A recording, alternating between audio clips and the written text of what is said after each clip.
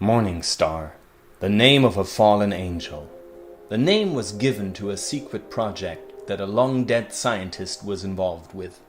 Since her death, the angels had come and brought doom to the world that was. Last session, our intrepid team discovered that the project that may have been created to oppose the angels may still remain. Intrigued, they tracked down any reference to their only remaining clue, instructions to report to some place called Limbo. After weeks of investigation, they learned of a mysterious oasis called Limbo out in the Desolation, far beyond the wasted lands. The Desolation is a red sand desert with a few things able to survive a deadly and very hungry. Hoping this Limbo was the one they were looking for, the party began looking for a guide who might be able to get them where they needed to go.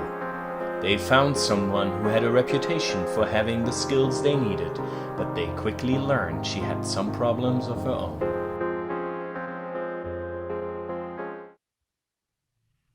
Nomi. We're going to start with just Nomi.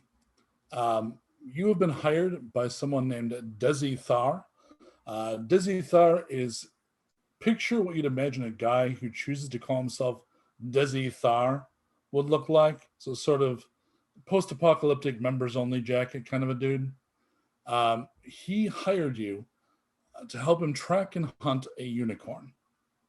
So unicorns in this world actually exist. They're mutated horses. The horns aren't quite as beautiful as you'd imagine from all the buttock tattoos that illustrated them in the years before. They're just sort of horny outgrowths, but that's good enough for hunters. So had you your choice of clients, the dude with the big gun who wanted to kill him a unicorn would not have been your first choice of client. But the dude had money in hand and you were willing to work.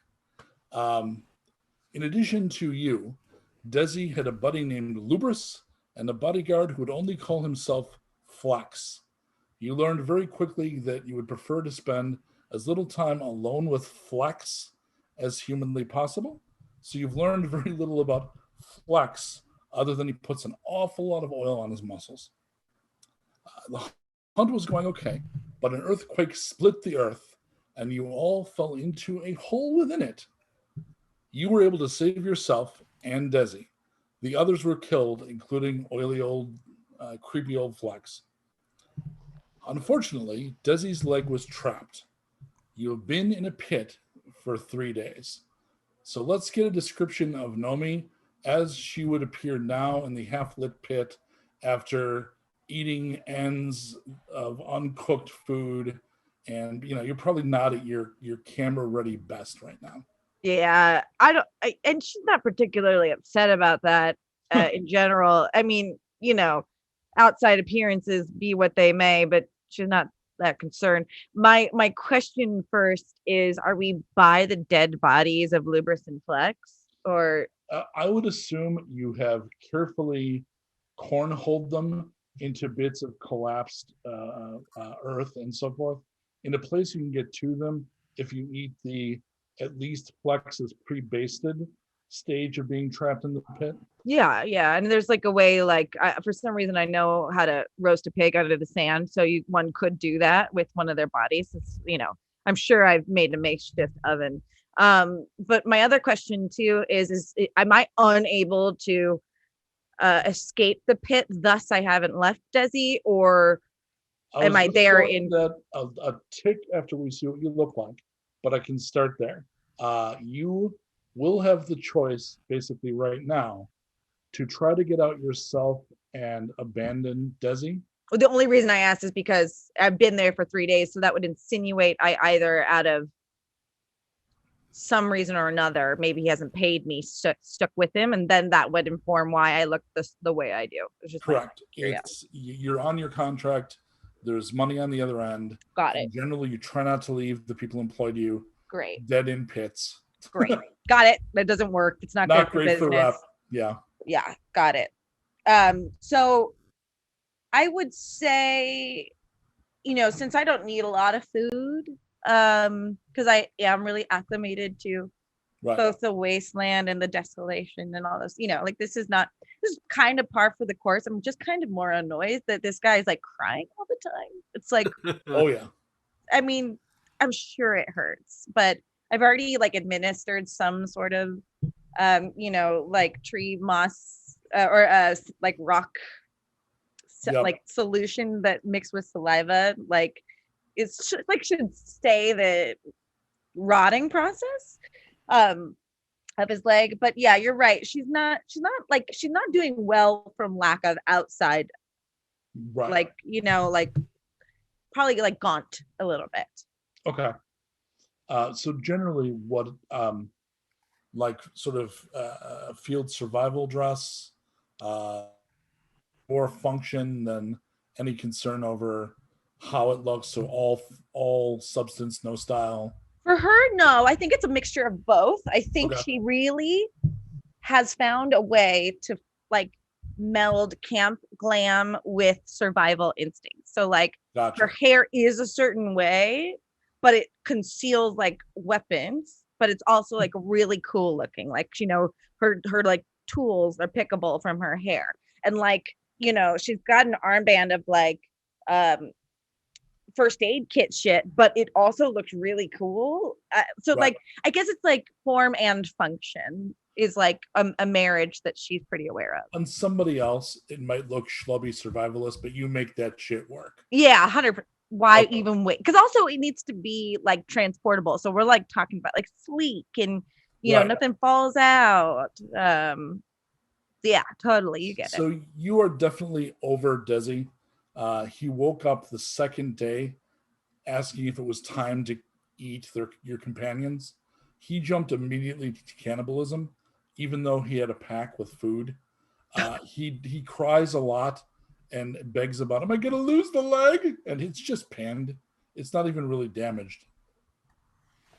Are you, how do you treat him? Are you at all consoling, or are you like whine like that and it's coming off? We're gonna treat Desi like he's a little child, he just doesn't understand what's going on. And so how do you keep someone from freaking out more than they already are? You get them to think about something else. So we're busy talking about like his family life, his dreams, Yeah, she's young for me, but she wants to be a musician, and I have the resources to help her. So I don't think there's anything wrong with that. Do you? I think consent is important. She consents to all kind of stuff, even the butt stuff. Right. And I think if you think it's okay, that doesn't make it okay. But whatever. I really actually don't know how to walk around this and make it sound, Desi, you're getting on my last nerve now. And if we're talking about you dealing with underage women who think they know how to consent and they don't, I don't know how to help you. I think right at that point, you need to make a notice check for me. Okay. So many papers. How many do I roll? So the number right to the right of notice on your sheet, which I think is 5.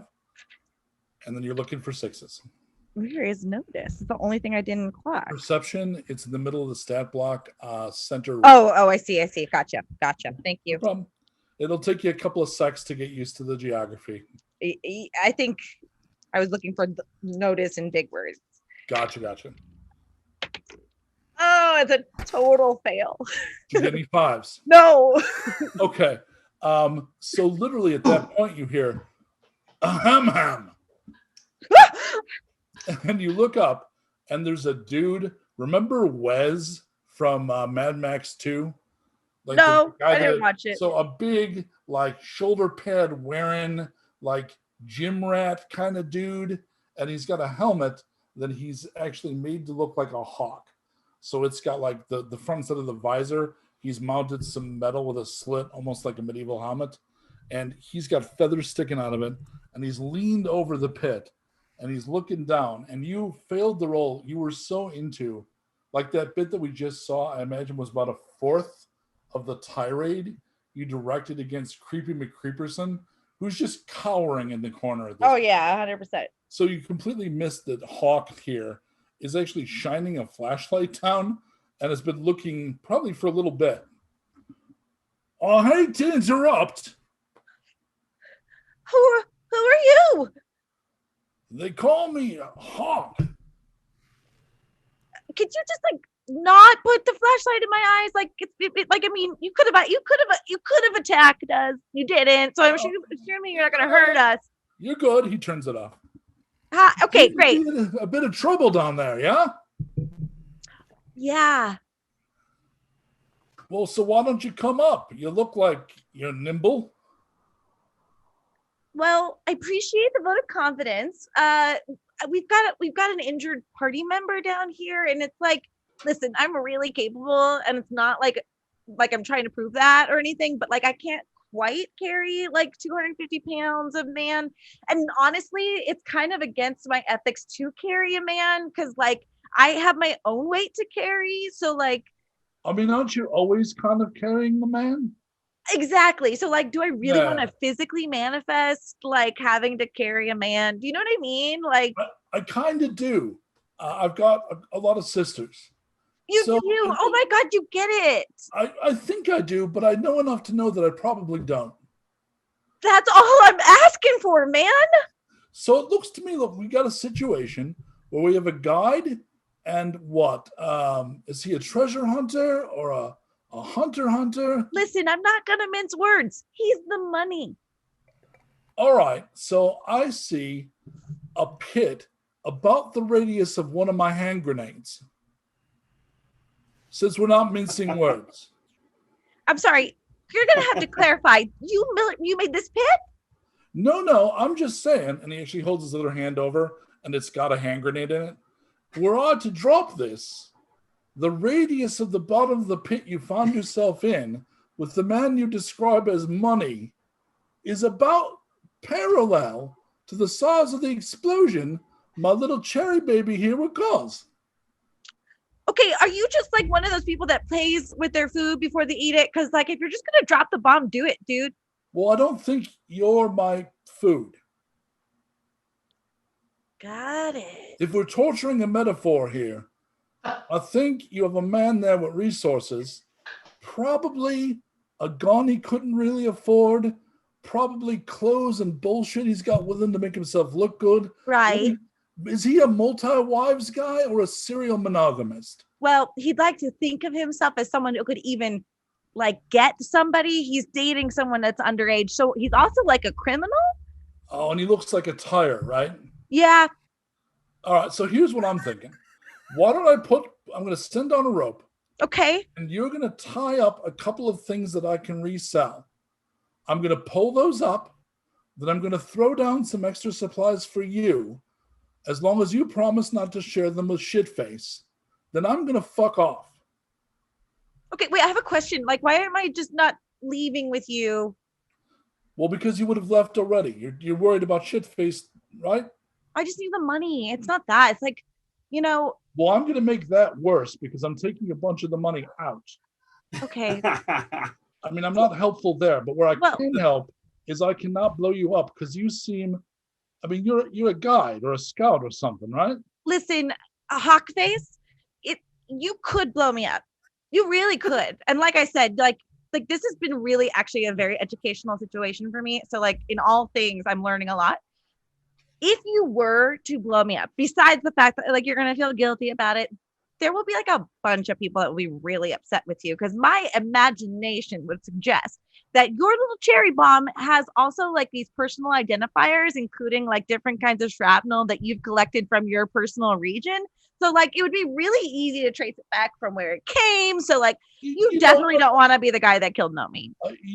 Nomi. All right, I was going to say you have the gift of my name, but until now, I did not possess the gift of your name. I was holding it because that's my currency. So Nomi, you don't have to resort to CSI threats here. You just need to put some valuable shit on my rope. I'm going to pull it up, not drop my grenade. I'm going to drop you. I've got some decent rations here. I've got some extra water. And I'm going to fuck off and leave you with the guy with a face like a tile. Here's the thing, Hawk. I'm the most valuable thing down here, so you might as well just haul me up. You can have my gun. Please Can don't break my leg. I pick up his gun and shoot him in the head.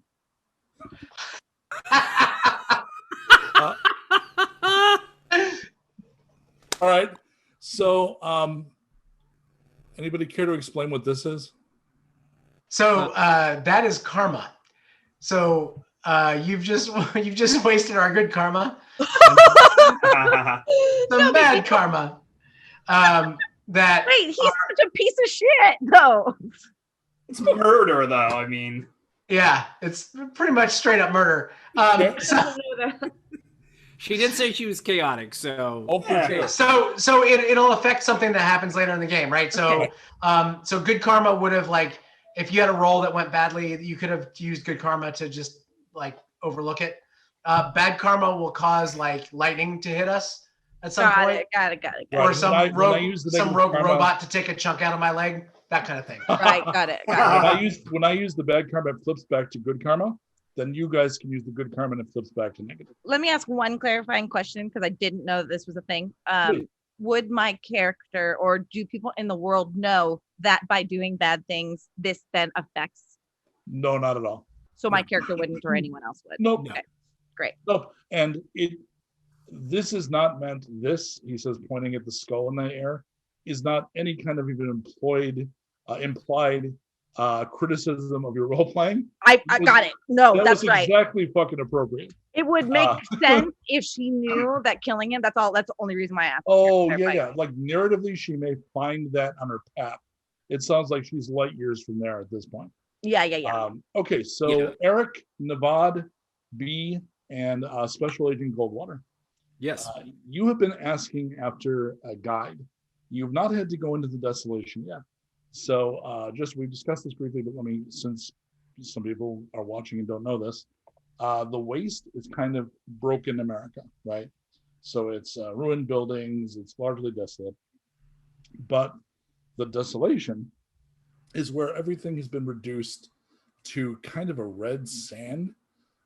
It's where the damage from the storms and the bombs and all that stuff is the worst. So there is an area, just the wasted land is kind of the semi-populated. There's mutants out there. There's stuff going on. You can survive. The Desolation is kind of like Dune. There are only very special people out there that can live like that. The monsters are even, if you were thinking in terms of online role-playing, the difficulty is higher level. Like you generally don't want to wander out there, especially without a guide, because things there will gnaw you up faster. But you've been asking about that because every lead that you've got says the only thing that points to this limbo is someplace that more than one source, they think that it's out there in the Desolation to the north. You keep hearing the name Nomi. So Nomi is apparently somebody who was raised in the Desolation, so knows them really well, so can survive in them. You have had trouble finding her, and you have heard from someone that she was on a hunt and was expected back and has not come back. So you were getting ready to mount an expedition to save her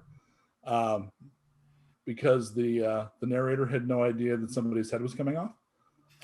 So the four of you go outside a bar, and a big motorcycle drives up, and there's a dude with a hawk helmet and lots of feathers.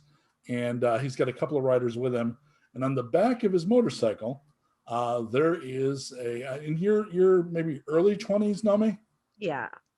So it's still fair to say young woman.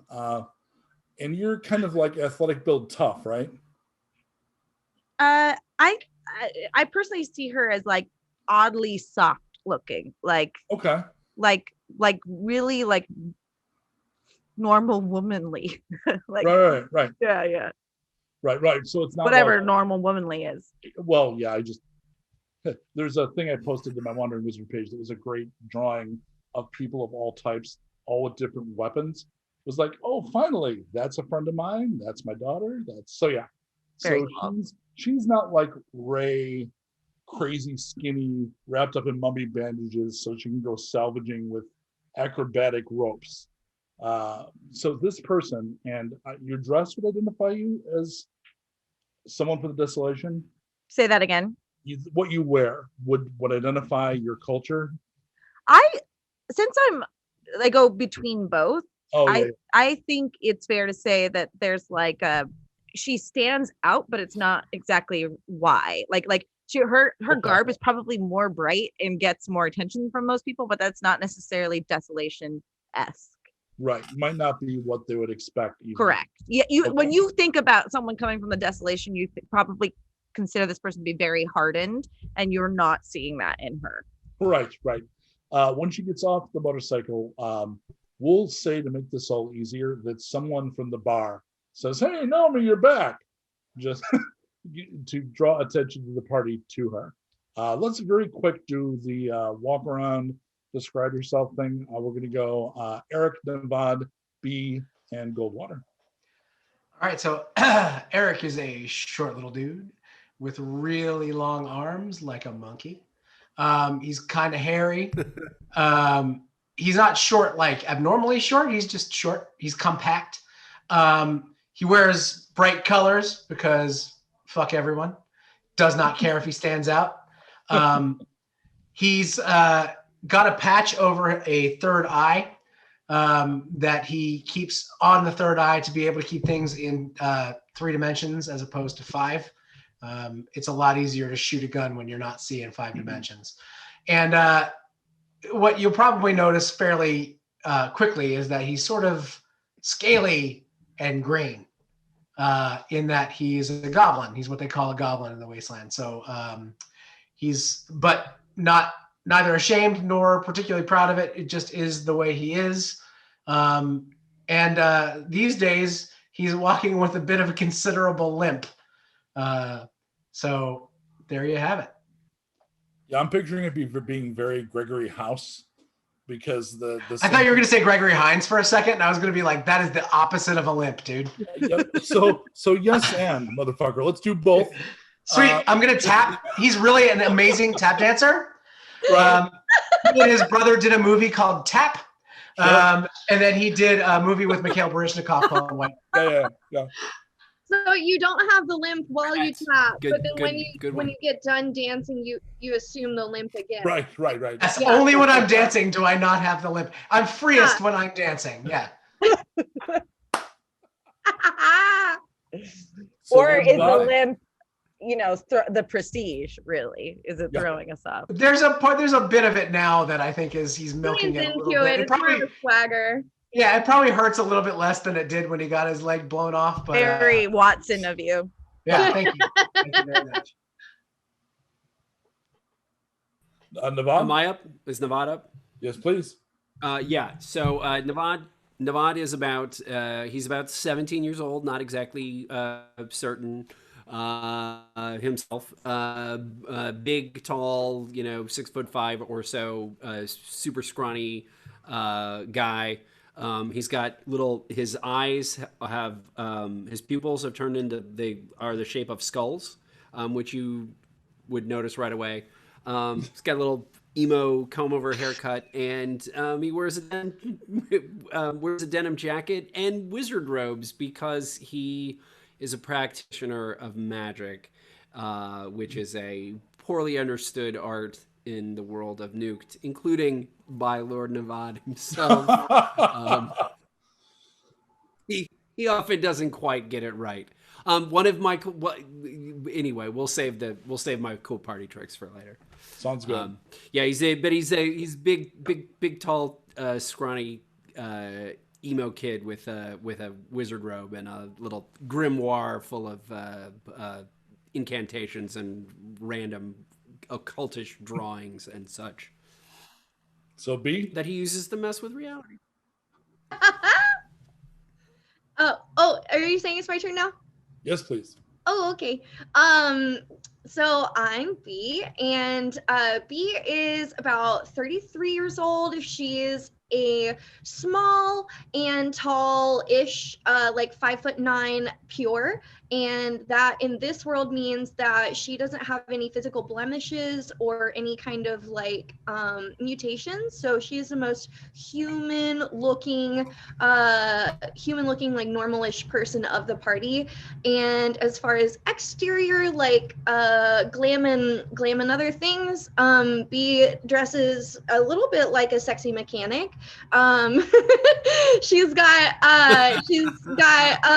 like a little air, what are those called? Like an air jumpsuit, like a jumpsuit for a Flight suit. Yeah, pilot. There you go. So she's got a little flight suit and has found or fashioned a B pin to make sure everyone knows who she is. B is a reporter, and so she always carries around Jeepers, which is her AI friend. He's about this big, looks pretty identical to the thing that follows everybody around in Flubber. If you remember that little machine mechanic. It is yellow and it looks like a bee, and that thing's name is Jeepers. B talks to Jeepers and can understand the clicks and whistles that are translated out of it and other mechanical elements from this world, so she can like understand them as if they were a language. No one else can, so that makes for really public embarrassment laden situations for B and B alone. Yay. It occurred to me, Danielle, that Jeepers, there's a little thing that makes fake McMuffins that cooks eggs in this little waffle iron. It's about this big and it's a white clamshell. Yes. So you're telling me in addition to all the other things that I ask Jeepers to do, it can cook me breakfast? I think we can look for a breakfast upgrade. Yeah. I am definitely about it. Okay, so if we're describing that thing from Flubber, it has the 3 little legs. That's the little part of it, and then it just slides that. That's the only function that part of it serves. But we've made an upgrade. So Agent Goldwater. Hi. Agent Goldwater is probably mid-30s. Facially, he looks like a mix between Tom Jane and Clark Gregg, who plays Agent Coulson, which is actually a pretty good approximation of his personality. He's a very by-the-book, post-apocalyptic IRS agent, but he's also kind of like the Punisher, because if you don't pay your taxes, it's your ass.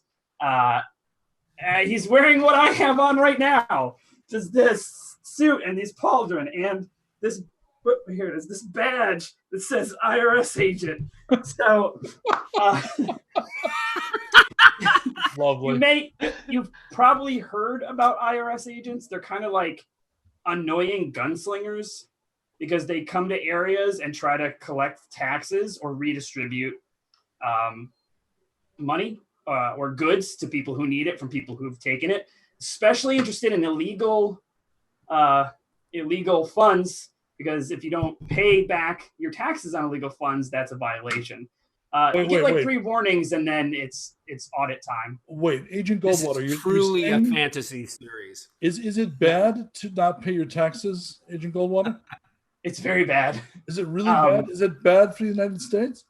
It's bad for the United States. It's bad for everybody. It is your responsibility as a citizen of the United States to remand any taxes that you owe. However, if you do not owe taxes, you may actually receive compensation from the government. That's true. That's true. Have we seen you Robin Hooding yet?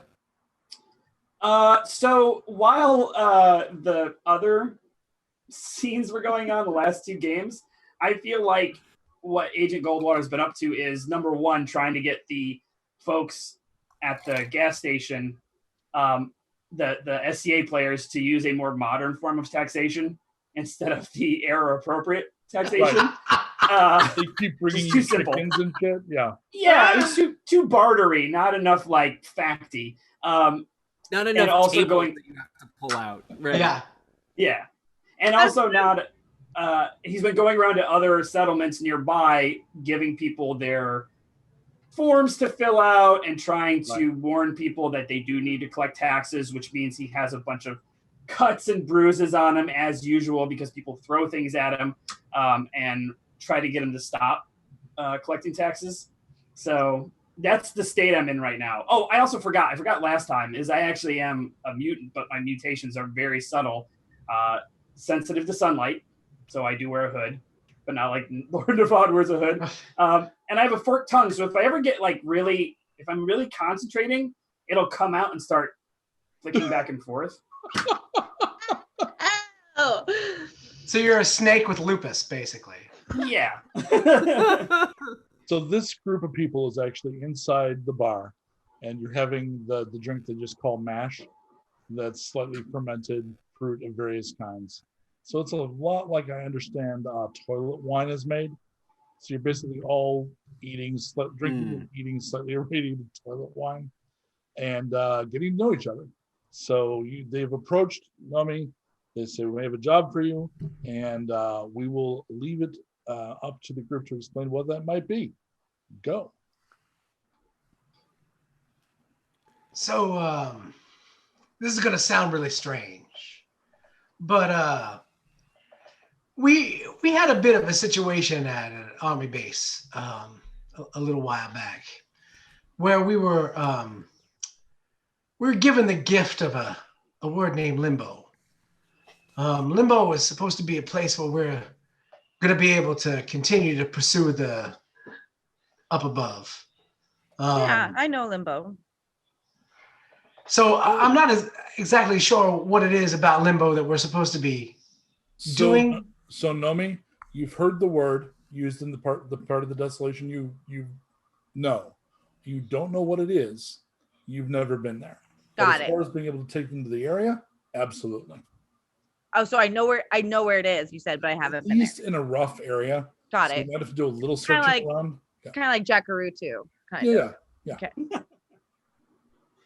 So maybe you've ever heard of Jackaruju. It's a similar situation to that. We're looking for a place that we're not exactly sure where it is, but it's Limbo and it's out in the wasteoid, in the remanded lands, in the red square, in the dusty place. Desolation. Nomi, what color are your eyes right now? Lavender. Okay. So we were hoping, long story short, that we might be able to make some sort of a deal to get a guide. And we hear you're the best there is. Yeah, I am. It sounds great. I definitely need a job. So. I think we have the camera cut back to like the remains of the other group, like at the bottom of the pit. Yeah. I assume you let Hawk keep the rifle. Oh yeah, Hawk got what he needed. He got me back into town sooner than I was going. Cool. What's your price? Well, as I'm sure you know, this is a really uncertain time. So, like, I might think it might take us a certain amount of time to get to Limbo, but one can never be too sure. Now, like you said, I'm the best. And I don't like to personally say that, but with that comes a certain set of skills and needs and, understanding is all I'm looking for. So let's say we agree on a certain amount at the top and then reassess right before we get there and then reassess again once we get there. I think the best way to do this is to pull the camera back as the characters begin to barter and negotiate, given that the characters understand what a lot is a lot better than the players do and at various levels of like barter. So we kind of see a montage of like friendly back up, more emphatic negotiating, and that kind of thing. I will say, because the group has been generally reasonably generous when they can be, that Nomi would come away with a contract she would feel is on the generous side of appropriate. Yeah. Correct me if I'm wrong, party. No, you're That's good. fine. That seems right. That seems right. I mean, I'm guessing it would be we'd start with an even fifth, right? Because we're 5 of us heading out there, and then I don't know where we land. The The reason I didn't go directly into that is you don't know that there'll be even one volt because you're doing this purely for information. So it'd be like a fifth of maybe a sandwich. But you're able to negotiate something. Right. What about an egg McMuffin? deal. Will you accept an egg McMuffin?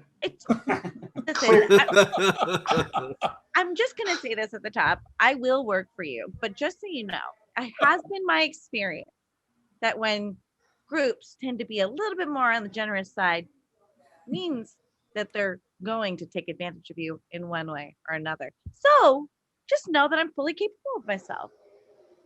And I'm going to sleep with one eye open. That's fair and prudent. Last thing, do you mind signing this contract and this Gold, nice contract paperwork away. Nobody's signing your W-9s, your W-2s, or your W-4s. You put your shit out. So just minor point about this is retro future from the 80s. Okay. So like he has a printer on his hip that's a dot matrix printer. Got it. So he like prints you a little contract and he goes zin, zin, zin. Got the track feed of the paper. Yep, you got to go in there and yeah. God damn it! Clamp the sides. Here's the thing, IRS. It's not that I don't want to sign it, but it's definitely counterintuitive to the fact that we might have to renegotiate as things go on. So I try not to put too much emphasis at what might happen at the top. Just so that I'll write an addendum, and I just take out my pen and write an addendum to cover that. I'm gonna remind him how very unprofessional and like how ill-received that would be if the IRS were a real notion. What do you know? Oh, I see. I've struck a nerve. I've hit gold, so to speak. I'm sorry, Nomi. You don't have to listen to this one. You gotta promise me one thing, though.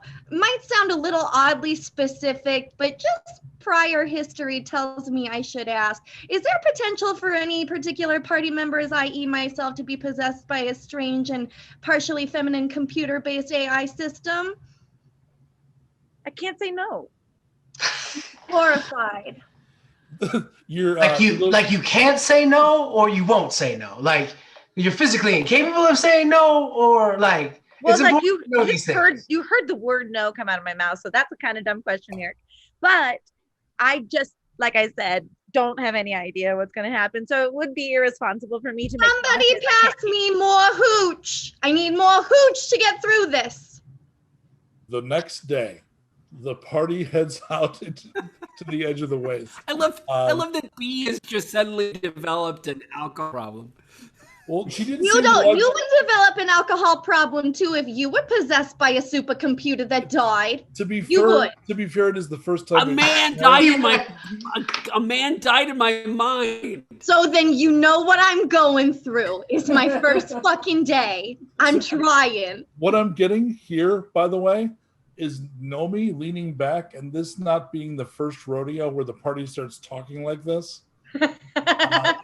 And just kind of taking it in. Yeah, this particular group is talking about possession and what are you taking it at all seriously or just kind of I'm here to do my job and detached from it? Well, I find people of all shapes and sizes and mutations very interesting, and I feel like what's very concerning to some extent is how vulnerable this group is already being around me, and basically people explain themselves just in the way that they talk to each other. So I am learning so much because not only am I trying to let them survive this trip, I have to survive myself. Give me a willpower save, please. Willpower is under where? Saving throws to the left side of the sheet. There's 3 saving throws, endurance, reaction. Oh, okay, great. Thank you. No problem. You got it. 1-6. Woo! Okay. When you're close to B, like if B sits next to you, your empathy gets you a little jittery. Like she's like having a radio on right by your ear. Oh, sure. Okay. Or tinnitus or something. Okay. Yeah. Okay. But because you made the save, it doesn't really, you're in complete control. It's just that's something I'm aware of. Exactly right. Great. I would He's giving you assume the tinglies. you know it's going to be about 2 weeks, give or take, depending on the weather. You would warn them that it's slow going through the sand, and the desolation is like a desert. It's not someplace that's quick to traverse. I would assume you would probably go and pick up some additional gear, because the kind of stuff they have to make themselves safe in like a Chickens R Us or like a gas station is not the same as a proper shelter tent. They take a lot more water than they're used to.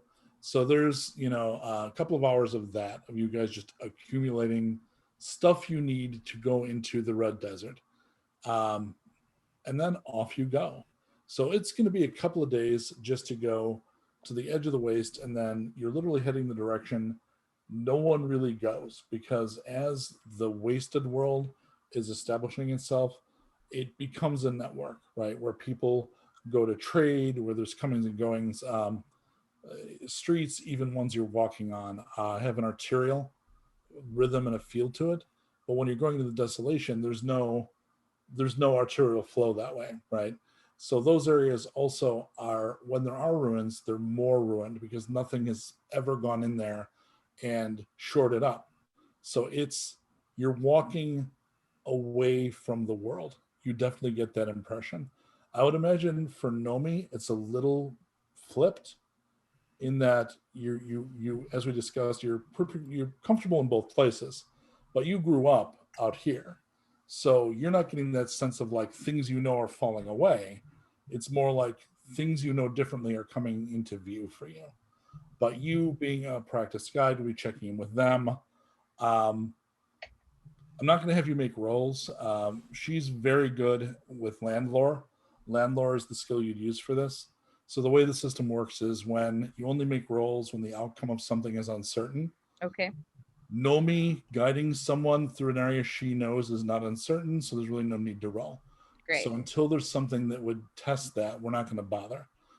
It's also very clear to the group as you start to progress into the Red Desert that she's very competent, right? So you're getting a little of that Dune, like, no, you adjust the still suit this way. So she would go around and just take care of you. And it's because of the way she does that, it will become very clear in the first few days that you would be doing much worse, or this would be much tougher were she not present. Great. So everyone will be following her directions, right? She's not going to get me, and I'm looking at Devad because I know what it's like to be 17. As a guy who was Devad at 17, how is he would take directions? How am I taking directions? Yep, she's doing stuff like going Oh, around, man. like adjusting the extra, like I'm gonna tell him how he's gonna take it. I'm super hot, and he's okay with me Yeah, telling him. I think He's actually thinking this- purposely making mistakes. I'm like, I don't know if I know how to put this on. Can you help me? So the only role Can you this? Oh my! I'm actually gonna Nomi, my thing fell off. I need an insight roll from Navad, please. My thing fell off. What roll? What? A what roll? Are we still doing wording, Goldwater? Praising. Phrasing? Yeah. So give me an insight roll. Phrasing. Navad. Insight. Okay. Yes, 4 die. Okay. I think it's fair I to got 2 partials. Ooh. I'm sorry, what'd you I got do? 2 partials.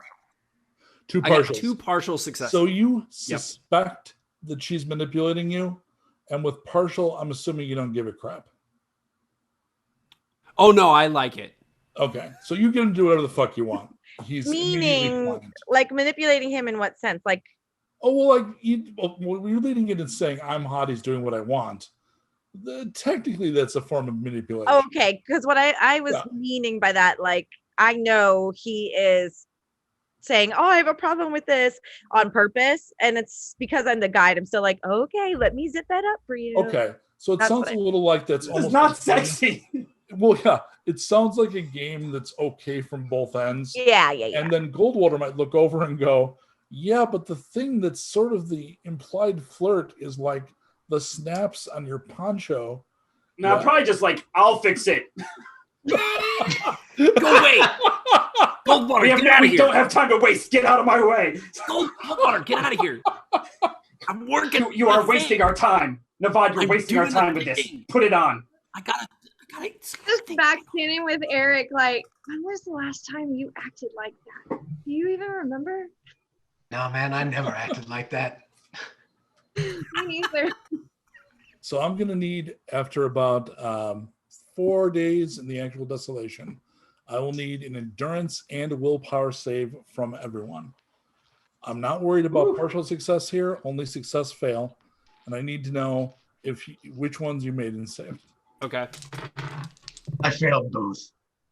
I failed my endurance. But my willpower is good. Although my last willpower did not do that great. I failed my endurance and I got willpower. Okay. I hit my willpower as well. Okay. How about Goldwater?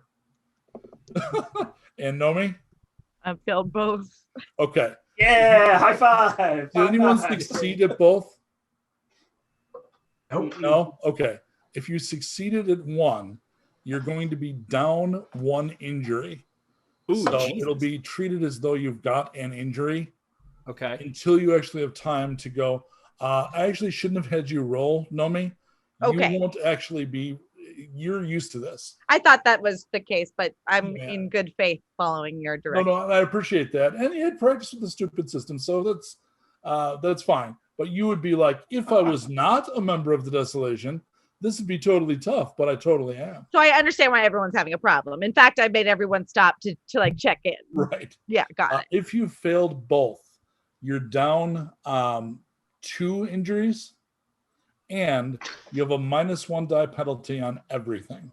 Ooh, Jesus. Ooh. So the Man, people who failed? Erik and Goldwater? So Nomi, they are not doing great. Partially, Erik could excuse a little bit the fact that he's obviously injured. Goldwater, is part of the problem that you refuse to take your suit off? I mean, okay, I am here on official business. So I think, Nomi, you look over at him and he's got all the layers you bought with and for him, and his suit and his armor. So he'd look like the evil coach from the second Bill and Ted movie, just like all shoulders and neck and like layers. Iris, I would be more than happy to carry a couple of your packs, or take something for you because he's also got a crazy number of guns. I'd be willing to distribute the workload. Great. So I'll hand off some stuff. I mean, I'm not an idiot. Great. No, he's not. All right, so you redistribute the stuff so that you're still going to be done those penalties for a while. You need to be someplace where you can fully rest to what you're used to. Like, Nomi could rest here. She's fine here. You can't. So the party in general, the guide looks around. Nobody did a double save, right? So nobody completely mastered this. Nope. So the group as a group is like, they're not getting your gold star of the month group award. And they're kind of are we surprised? At any point during this roughly week, Nevada, are you showing off at all for Nomi? I've probably done the ghost my death head cantrip a couple of times, just to be like, hey, look, check it out. So you can you describe the inappropriate circumstance under which you decided to pull that out?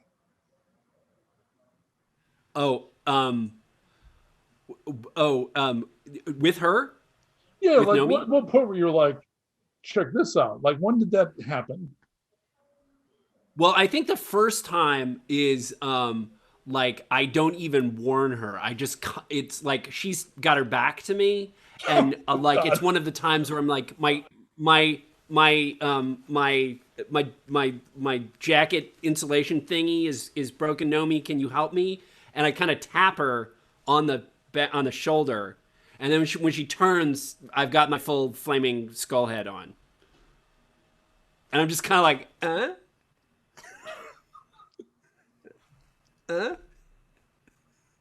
Okay. Can Do you need help, or did you do that to yourself on purpose? can you help me with the jacket? Yeah. The jacket was Of the course. jacket was real. You know.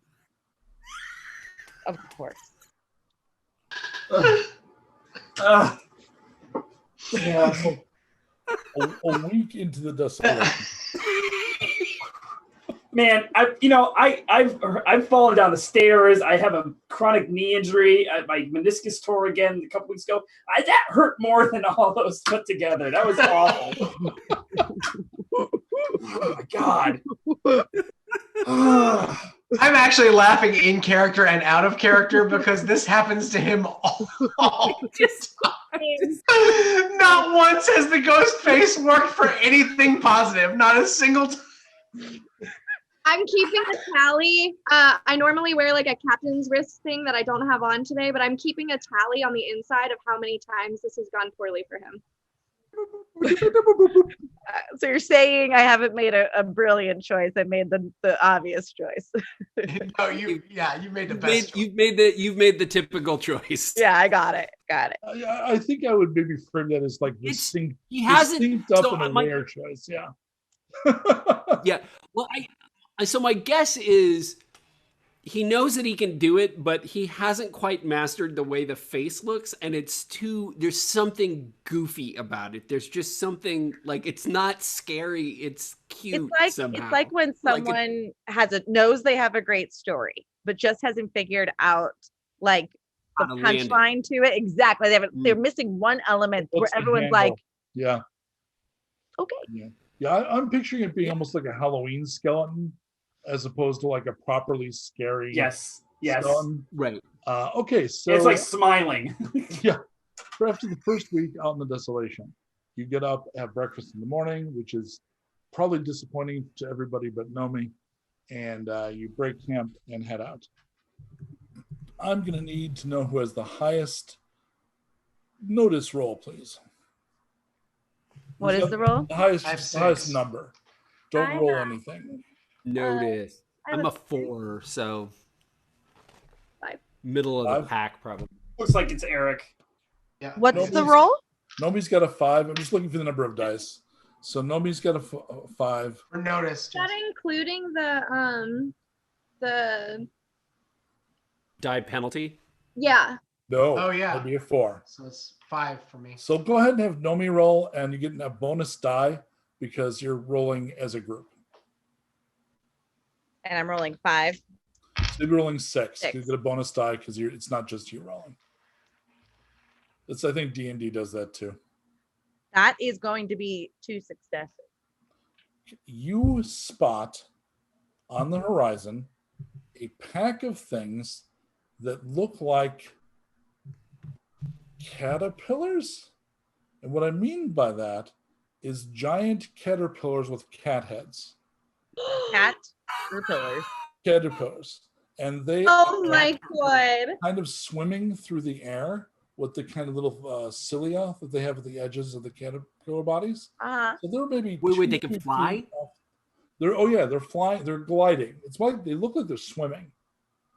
And they're approaching you like a pack would. So they're kind of going a little to the side, but they're coming generally your way. You think they're about the length of a Nissan. Okay. They're big. And do I get the sense that A, my group needs to know about it, B, they're dangerous? You can make me a beast mastery roll, which is 5 dice for you. Oh, shite.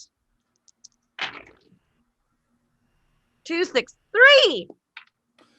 These are absolutely harmless unless they're starving, and they love affection. Do they look hungry? Is there anything happening about them that looks like they are hungry? Again, because you have the skill, we're not going to make you roll for that. The fact that they're doing this to approach instead of this. Uh-huh. If they were starving, they'd be doing this. Beelining, great. So they kind of have like, again, picture that, right? The kind of fluffy caterpillar with a real fluffy cat head on it. Oh, I know exactly what you're telling. They've got like a very playful look to them. So it's almost like puppy attack. Yeah. Okay. So I turn to the group and I'm like, okay, people, you're gonna have to trust me on this, but do me one favor. Everybody close your eyes. No. Close your eyes and count to 10, but backwards. So go 10 and only start when I tell you to. IRS, you are such a do-gooder. Okay, everybody. 10. 9. 8. I'll just count for you. 7. 6. 5. 4. 3. 2. And at 1, the caterpillars like swish by us. Like I've timed it perfectly to where like they're just brushing up against everybody. It's like a cool air for the first time ever, and like whiskers are I feel like the whiskers are also the cilia. Oh, for sure. Yeah. Like brushing against everyone. Whiskers. Yeah. And you hear just like you're enveloped in the I just want everybody to know that I'm crying physical human tears about the idea of this scenario. So just that's how B is handling this scenario.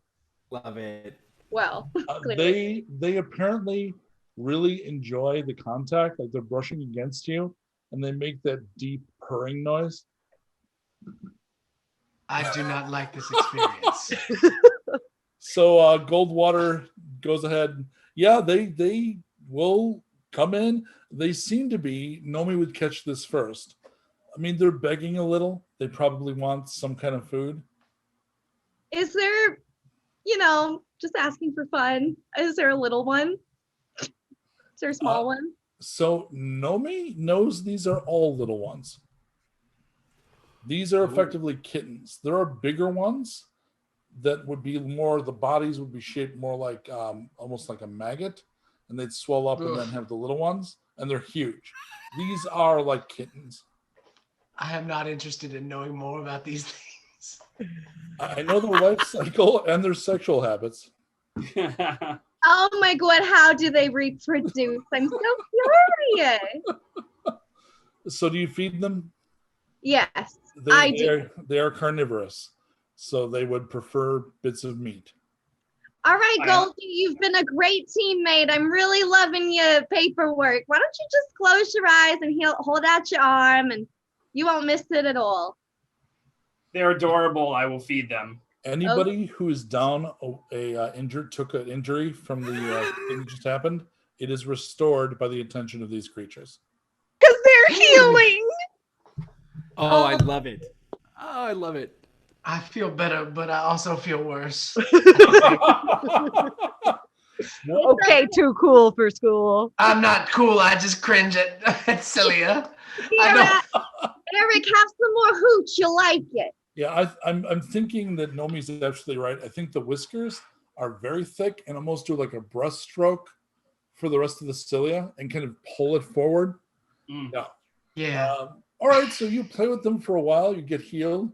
It looks like, like actual cats, we sometimes forget, like these fuckers have little razor teeth because they eat meat and shit.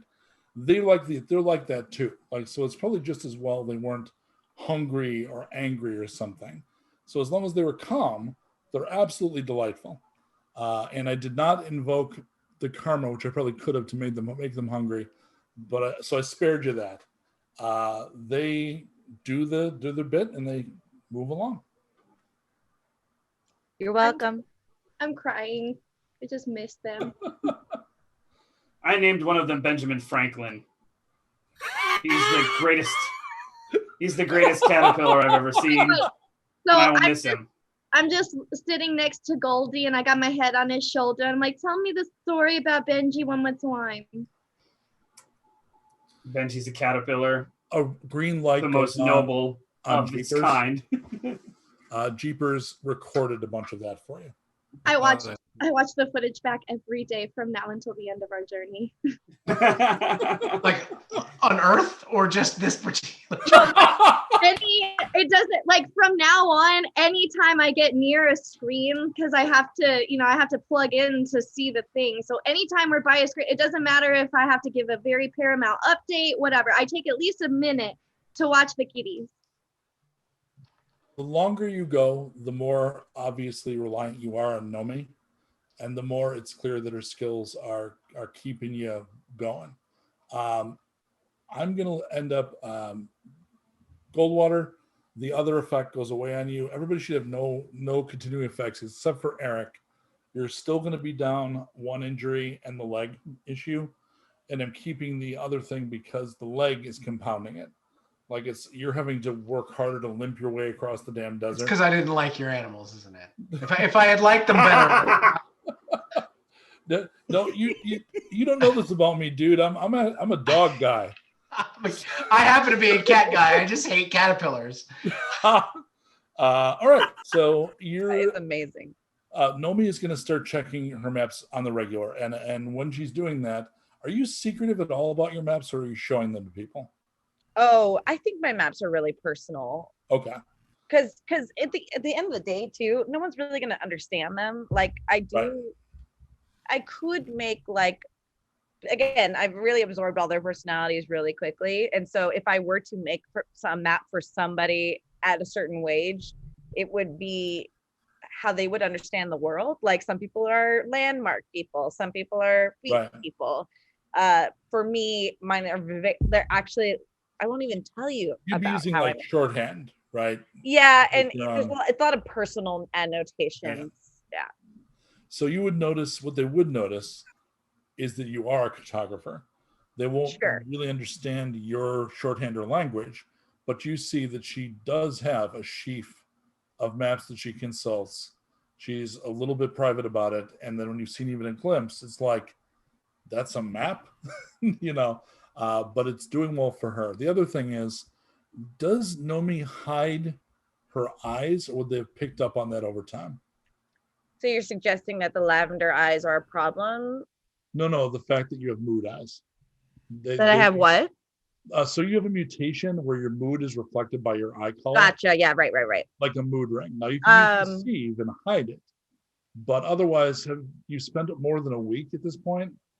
They'd start to notice, I think. Right. I wonder, and this is up to the group, if anyone's perceptive enough to have even noticed. That's a good point. Is anyone personally perceptive? And I think Danielle's right. Probably B, because she does pay attention to that kind of thing. And if I felt so inclined, I would have probably asked to film it. Well, and here's the thing: you've already buzzed me out a little bit, so I don't spend a lot of time around you. Oh yeah. So we'll see. I know. I'm sorry. He told me that you buzzed. So we'll say nobody's noticed yet. And when the other person that's probably a little bit from time to time a little strange is spending a lot of time very close to Agent Goldwater, just because he's super intense. Right. I mean, Erik, because you're an empath, probably reads like a jazz bongo. Like it's not really negative. It's just sort of, the psychic equivalent of, hey man. I got it. Yeah. Jazz bongo. And Navad, I think psychically would feel a little like you wandered into the men's room by mistake. Like we've been playing him as a pretty like sweaty 17-year-old dude. I feel like when I'm around him, I feel like I'm a kid that just got caught by his mom trying to masturbate for the first time. You know what I mean? Like that kind of like on the edge of like embarrassment. Hey, what? I'm just saying that's how I feel around you. Not that like no. I don't pick. Navad does not pick up on that at all. Right.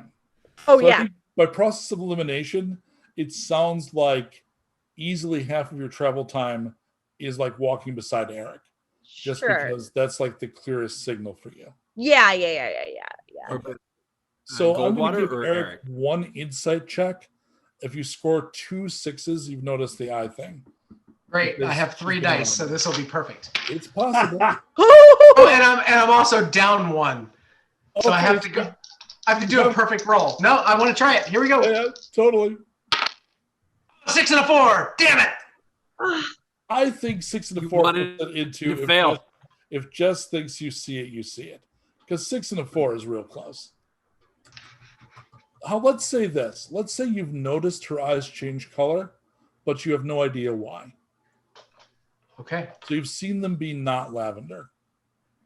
Yeah, I would say lavender is at norm. It's like cool and calm. Yep, not threatened. Collected. Yeah. But I think like as the cats terpillars were around us, they were turning like yellowish out of happiness. And so because like finally something was like woo up at the top. Right. So because Erik was so disengaged with the caterpillars, he was noticing like, so maybe he caught a glimpse there. Cool. So if we are walking just the two, we're walking closely, just the two of us. Yeah, at some point it would be. Yeah, so I would turn to you and be like, so I'll show you mine if you show me yours. Phrasing. I don't have a third eye. You know what I'm talking about. Well, he does. Okay, yes, you. And I think about the saddest thing that ever happened to me. Oh. And I don't explain it, but then I look up.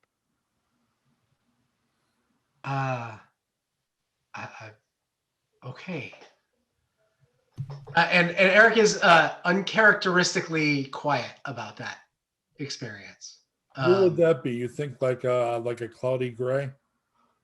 I actually got like really deep blue. Oh yeah, cool. So I don't know exactly what it means, but I know it means something that I probably am not going to tell anybody else about. And I think she knows that. Cool. The next day, it's early evening. Nomi started to look at our maps more and more often because this where you're looking for is probably in this area somewhere. Erik. Yes. You hear on the wind in the distance. There's really no other way to put this. Tribal drumming. Hey. It sounds like Burning Man.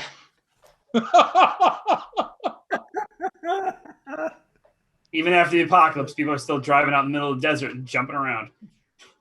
Yeah. Hey y'all. I hear some drums. Do they sound like friendly drums or like we're gonna kick your ass drums? So we've figured out you're not tribal, right?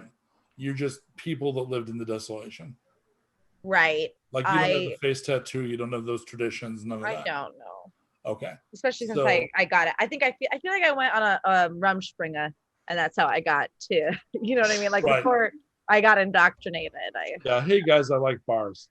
Yeah. Exactly. So it's not this doesn't sound like the tribals that you're used to. And like your family, your extended family, they weren't tribal, but you know a lot of tribals. Yeah.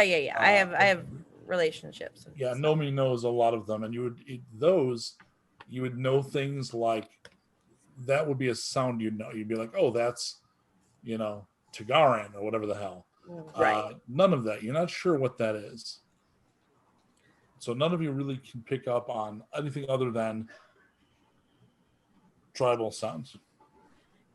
So this is interesting. I don't know where we're headed next. And from what little I know about what I'm hearing, it's not good. Is this part of the negotiating when you get close to the target? It's incredibly perceptive of you, Erik, and really helpful that I don't have to be the one to broach the very uncomfortable topic. So here's the thing.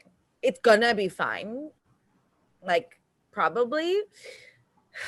it's just going to be tough. And I think I should lead this. And I'm going to go ahead and scout, and y'all are going to stay here. And then if I don't come back in a day, I don't know.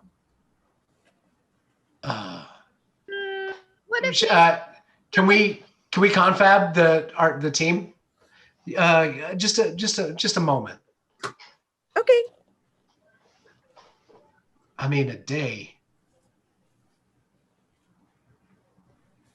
I think It's a somebody long should time. go with her. That way, if she bails out or dies or something, then somebody can come back and at least tell us what we're about to be up against, maybe.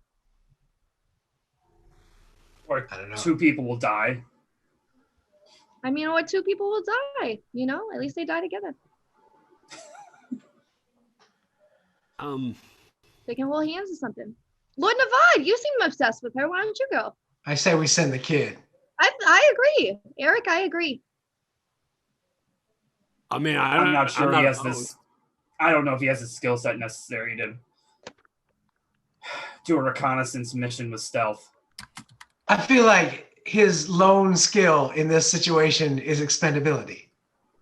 Hey, I mean, if we're gonna vote, right? I mean, come on now. Lord Navad, I'm going to need Even you would agree.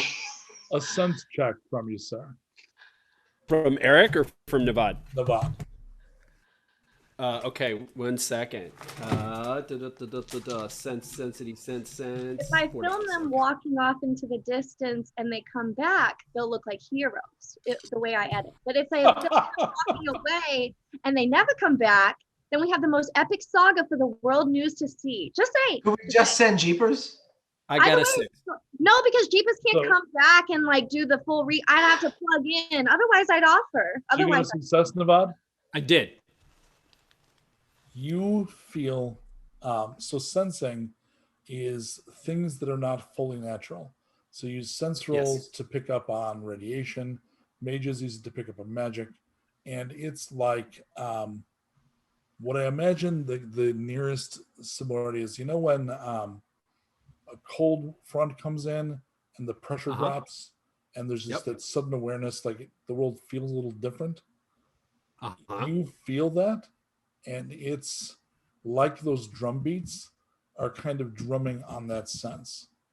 So you think there may be magic being performed over there. Oh. Well, then I should probably go. I mean, I feel like I'm a student of the craft. I feel like I should probably invest. Do you tell the others what you felt? I do. I'm going to let them know. I mean, I think they're used to me at this point saying, guys, I'm pretty sure there's some magic down there. Things feel kind of weird, kind of squishy. And, you know, I even give the cold front analogy, but this is not the first time I've run them through this kind of a thing.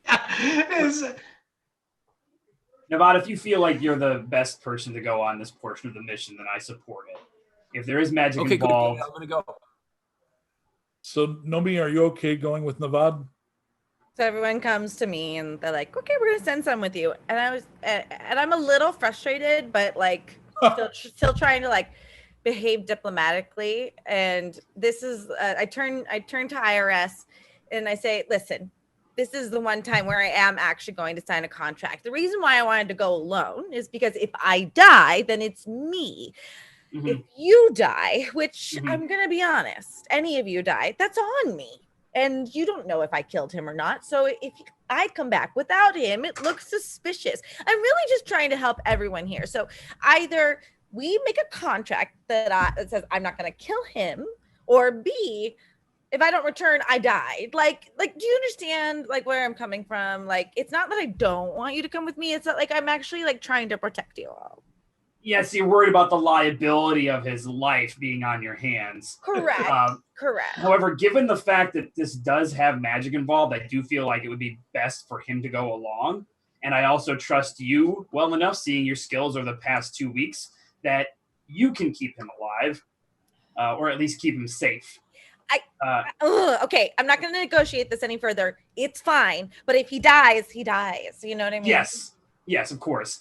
Here's a contract. I get a little giddy because somebody told me to make a contract.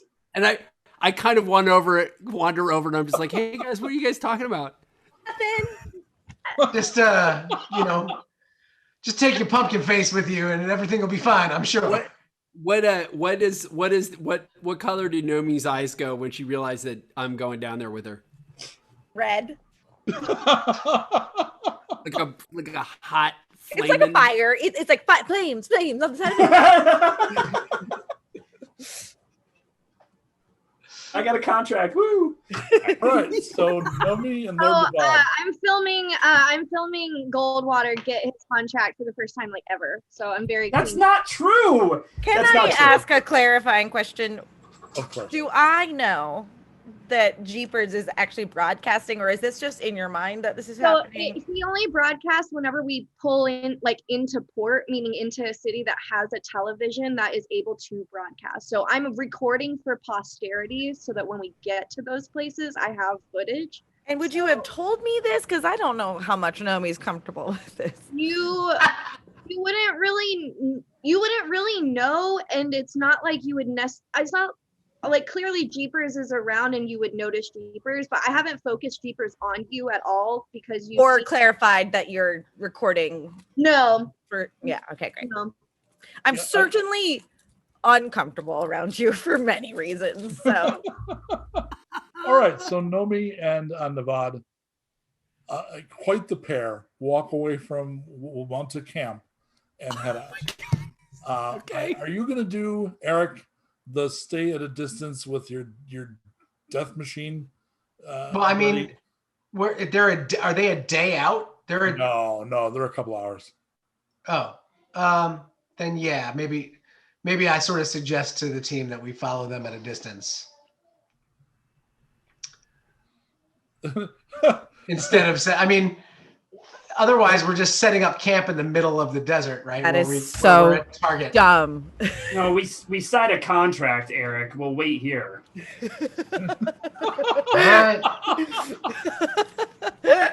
All right. I love that Agent Goldwater is effectively like a golem. As long as the contractor, he's locked in, Yeah. So Erik suggests, why don't we do the number 2? The group says we got the contract. Let's do what we said we're going to do. So Navad and Nomi head out. About a little over an hour later, you can see at a distance that there is a feast and a party going on. So you're kind of stealthing, but there's nobody in your immediate area. You can see them. And you see there's a large enough camp that there's big tents and small tents. There's things on poles. And there's a couple of fires, one of which is a full-on bonfire. And you know enough, Nomi, about limited access to things that burn well, that if you're going to burn this much, it's either celebratory or ritualistic, or you wouldn't bother consuming that much. Like the reason we have stir fry is to conserve cooking fuel. There's a limited amounts of that out here. So going, let's throw all this shit we need to burn to make dinner into a pile and then have a party. That better be a good party. So you guys can see that. Yeah. I imagine I could. Am I able to discern the smell of the food from human versus carrion? If you circle the camp so that you're downwind and get a little closer, I'll give you a roll to pick up what you think it is. Yeah. So I'm feeling positive, and I turn to Navad and I'm like, listen, this bodes well for us because a well-fed tribe, whether we know them or not, is probably going to be a little bit more amenable. But if they might pretend to be amenable because they want to eat us. So we have to figure out a couple more things before we can approach. You know what I mean? Okay. Yeah? Oh, whatever you say. That sounds good. Yeah. Okay. Navad, what's your stealth? I mean, I got to take a look at my stealth. It is. Hold on. It's a 2. It's not great. Okay, I'm gangly as hell. So he's a 2 and you're a 5. So you would know Nomi that, should it come to let's creep up on them, he's going to lurch it out. Yeah. So you're going to circle around at distance. I'm going to do this for no particular reason. Pretend you didn't notice that happen because it's probably irrelevant. And so you circle around, and for some reason there's suddenly good karma. I am, though, and this is, again, completely unrelated, going to need both of you to make awareness tests. Okay. Do. Oh, God, I'm terrible at awareness. I'm good at all the other perception things, but not great at awareness. Two partial successes. Okay. So a partial and a nothing. So this means it's literally going to be the people sneaking up on the sneakers. You won't notice them. They'll just rise up. The difference, for those that you don't know, notice is I see that, awareness is something's creeping up on me. Notice is like danger sense, like I'm going to be attacked. Gotcha. 4 goblins in tribal clothes rise up, and they had been so low, and they've actually got some red body paint on, that they had managed to get pretty close to you. Nomi, you, though, at this point do smell what's on the wind. It's not humanoid. It smells like horse, maybe. They bark something at you, not in English. I look over at Navad. I'm like, put your hands up. So one of them gets a little closer, and you see he's wearing more traditional clothes. So he almost looks like somebody cosplaying that he's in a tribe. Okay. Because he's got like jeans and he's got like a loincloth. And okay. He says in a hushed voice, I take it you don't speak Kuj? Oh, I don't. But that doesn't mean I'm not trying. I just only like the words you said are like the words I don't know. Like I know the bad words. And I know like hi, hello, where's the bathroom? I'm Brett. Here I'm Broken Fang. Okay. But I okay. He steps back. Aru Kachara. Baka. And he waves. Do you follow them in? Yeah.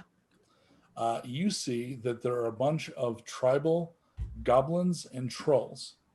And you get the same kind of look when you get up close. Like, it's a little like, and this won't land for Nomi, but will land for Navad. A little like the Shire, where, they're reenactors. These are like, yep. It almost reminds you of, you've heard stories of before the fall, these weird clubs for men where they regain their manhood and they eat meat and they howl like wolves and they do lots of ridiculous bullshit. It kind of looks like that, except you do see women, but the vibe is sort of like that. Yeah. And there is, at the middle of the camp, there's the big bonfire, and there is spitted a horse that's having meat taken off of it. And there is a very tall, like taller than Torg, female troll. And her clothes are essentially like caution tape strips. So kind of like go punky with Fifth Element, like a real bad, like punk New Year's Eve party kind of a feel. And she's got this weird horn thing, and they're drinking blood out of it. She's got a big, like a horn filled with blood. Horn. And the blood's coming. They seem to have drained it out of the thing before they cooked it. So they have a barrel, and they're refilling it, going around each one and drinking it. Did you say female frog? F-R-O-G? No. They have a group member named Torg. Oh, Torg. She is taller than. Oh, you didn't say that she's a female frog. You said that she's got it. She's about Torg is about 7.5 feet. Right. Okay, but so we're looking she's at a a woman, but like a rare giantess. Correct. In effect, a giantess. Great. But everybody in this camp are all greenskins. They all have slightly sharpened teeth. The goblins have pointed ears. For just as information, the goblinoids have sort of become their own self-propagating race. So they were. Some people think they're the destination of the mutation that's happening because they're resistant to radiation. They don't get the new diseases, so they're kind of suited to the new world. But this is apparently, and the ones that are called trolls they look like trolls. They tend to have horns. They're enormous. And this is an entire camp of them. They seem to kind of speak English, but they're also, it kind of feels like the Esperanto club, like they've all chosen to have this other language, and they're like, the way you reacted to it was perfect, Nomi, because they're kind of that reaction with each other a little, like they're correcting each other's pronunciation. It's a very strange scene. And Navad, you think the enormous woman is both the leader and possibly a shaman, because you think the magic is coming from her. Okay. Okay. Cool. Welcome. Welcome, travelers. We are very gracious for your warm reception and hope to not trodden on your sacred rituals. There's a lot of when you look at somebody's Hawaiian shirt and you're like, you look so tough in that. And they get like kind of a puffed up, like, yeah, I guess I do. Like, so your words, a lot of them, they puff up a little bit. Yeah, it is a sacred ritual, right, Tim? Yeah, totally. She looks at you, Navad. I smell something unusual about you.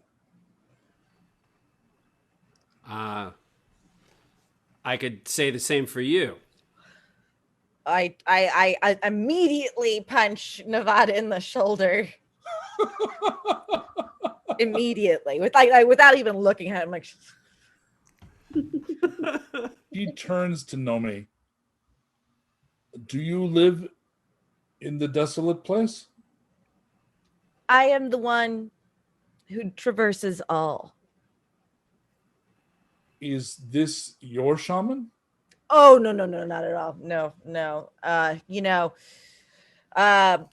Not insignificant, but not oh gosh, it's like kind of hard to explain. Maybe you have a word for it where it's like useless, but like not in like sweet, but like kind of dumb. I just say man. Oh yeah, that's great. Hey, Mike. Yeah. How surreptitiously while this banter is going on can I cast read? Is that involved? Considering that she's a very big personality and is obviously intentionally drawing attention, you need to make a deceive check, but you can give it a shot. Okay. I'm gonna given what's going on, and everybody's also kind of paying more attention to Nomi right now. Okay. Oh, I succeeded. Okay, so this may be the game, my friend. Okay, yeah, baby. So we see you, and you, because of your tradition, you have to do your shit. But you're. I got to get I'm getting my notebook out, and I'm kind of mumbling. Okay, and who are you reading? Pardon? Who are you reading? I'm going to read the troll shaman. I'm going to ask that very popular GM question. Are you sure? Yes. Okay. Yeah. All right. Okay. So go ahead and make your test. All right, so that's a 4. I need a notice check from Nomi.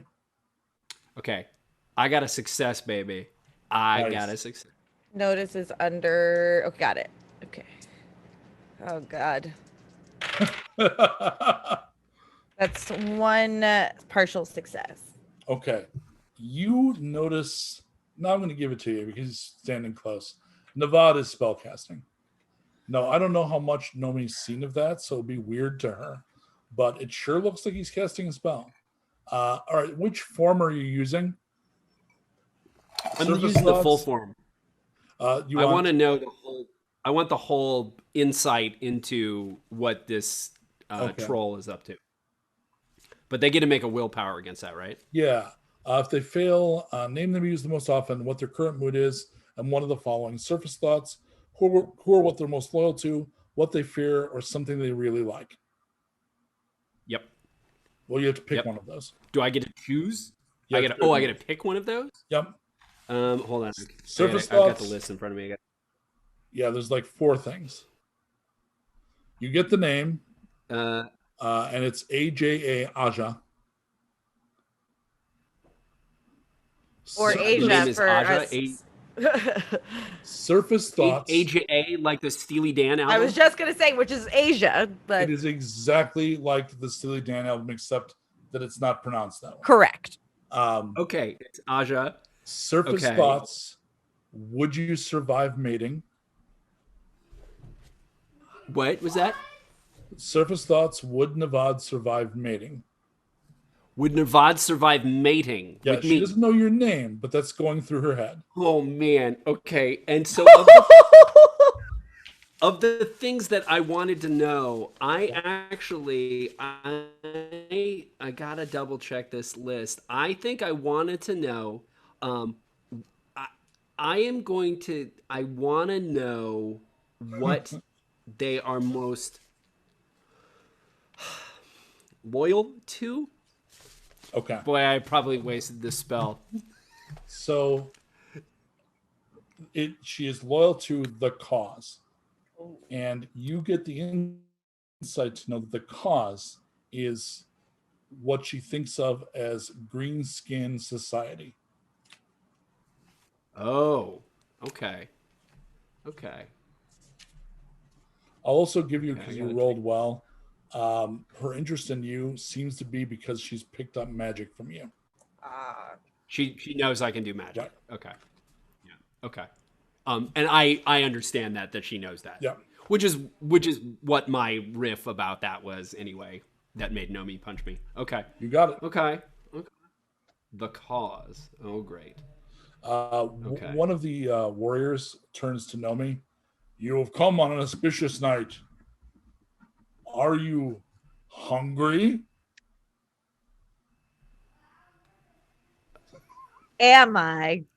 So he goes, he's got like a shovel on a handle and does sort of a gyro strip of meat for you and passes it over to you. This is too generous a gesture. I have a question, seeing as you are willing to break horse with me. Oh, that is no horse. Oh. That is a unicorn. It is why we are celebrating. Oh. You should eat the meat and drink the blood. Oh. Yes. Okay. It will make you more fecund. More what? That's one word I don't know. You will be very likely to give birth. Oh. I don't. Shut The big the lady fuck wants up. to Shut do me. the fuck up. Okay. We have nearly finished the eating.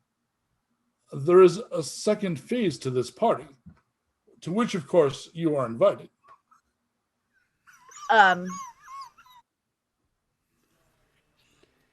So the one that's got the horn, because the priestess is busy, dips it in the blood and carries it over.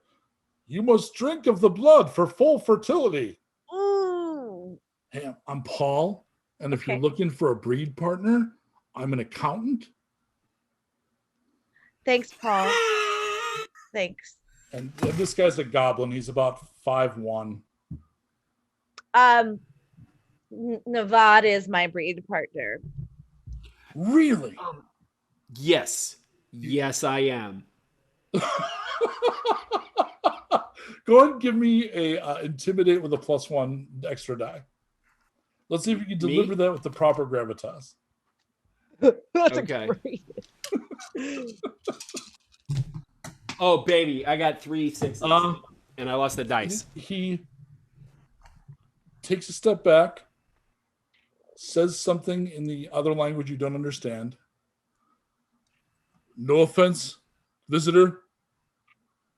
No offense meant. No offense taken. None taken, buddy. In fact, compliment received.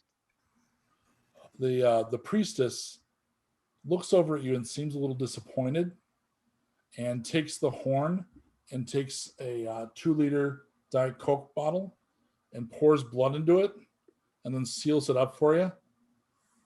Well, if it won't be us, make her very happy. And she passes you the 2-liter bottle of unicorn blood. You may want to get out of the orgy zone before we begin. I would like to watch. So the accountant, you sit the corner of your eye and you see him like, the VOD, you got your out from these people, and she just like closed the door on it, and they're pulling up chairs for you. Oh man. Oh, apparently they don't mind if you watch. Yeah, no. So it's and it's just strategic because I'm encountering for the first time a new tribe. I'm getting to know their rituals and traditions. So I definitely need to know this. So here's what I want. When the two of you come back to the group in about 4 hours, can you describe what you look like when you return to the party? What it looked like, you mean? Is that what the two of you, what's seeing you coming back from that? And I will use the descriptors energetic and ill-conceived to describe the orgy. Yeah, I think there's like a wave of we'll never speak of this to anybody to me and the bud. Like, just like, we're free to pass. We're good. We can go. Like, I'm smart enough to know that not everyone needs to know everything that I. For sure. So like Navad's demeanor is, like when you walk away from something that's disturbing and you're jacked up on adrenaline, but you can't really like let it all out. So it only comes out in like every once in a while taking like an extra high step or kind of like doing a little shoulder shimmy, like you're kind of like trying to shake the whole experience out of you. Your synapses like, are being rewired. Like, oh gosh. Yes. So and my hair is like damp in a way that it shouldn't. So I'm gonna, if you need a bio break, I've got probably another 45 minutes here. So we could take a 5-minute bio if we need it, and then we'll come back and finish this up. So you continue your journey. That was the White Claw tribe. White Claw with a K, please. They have left an impression on some of your friends. Does anyone tell Erik that they were legit like a green skin tribe that was inventing a language? Imagine I would let Erik know that. They've left an impression. So Erik, you've heard rumors that there are sub-goblins that speak Goblin, and it's a new language that's drawn from, I think, English, Spanish, and Chinese. Okay. So it starts kind of as a patois. I think it's called Kuj, Cudje, Kuj, and they seem to be, that tribe seemed to be learning it. So, how many of them were there? About 30. All right, good to know. Unicorn, man. So, 2 days later, you're at the point now where Nomi is like literally telling you, any day now, it's in this area for sure. But that has not turned into, it's today, it's right there. That day has not come yet. It's kind of like the second check we're getting. It's like any day now, and people have stopped believing. It's that kind of thing. We're gonna say Goldwater. On this day, mid-afternoon, you're heading across the expanse. You notice a lone figure kind of stumbling So walking as though they're either wounded or exhausted, like literally stumbling. Your direction roughly, but you're not sure that they even see you from over that way. Erik, can you get a better eye on that traveler? Yes, sir. So I pull up the scope and check them out. It is a woman, maybe early 30s, late 20s, wearing like medical scrubs. Okay. Who looks exactly like B. Okay. Like exactly? Yep. But older. No, about the same age. What else do I notice about her? Is she bleeding? Besides she's got scrubs and she's stumbling? From a distance, it's possible that she has injuries. Okay. She's a little banged up, but it's hard to see at the range you're at. And she's definitely not fully aware of her surroundings. Okay. There's a bit of staggering. And as she gets a little bit closer, you see that on her scrubs is the letter D. B, I don't know how to tell you this. I guess maybe I should ask you, do you have any siblings? Nah, just, my mom and pa. I mean, they're not even my real mom and pa. They're the people that adopted me. I have a feeling you're going to want to take a seat.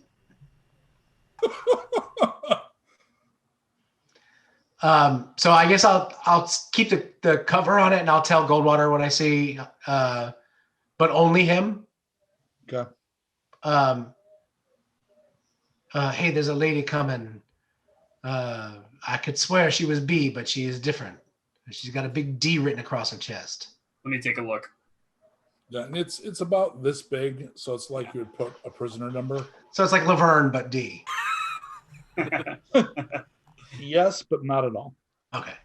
So if you're okay with it, Mike, I'll just borrow your Yeah. You can look through it. rifle. I can just hand you the scope. Right. And about this point, she staggers and falls. We should go assist her. Yeah.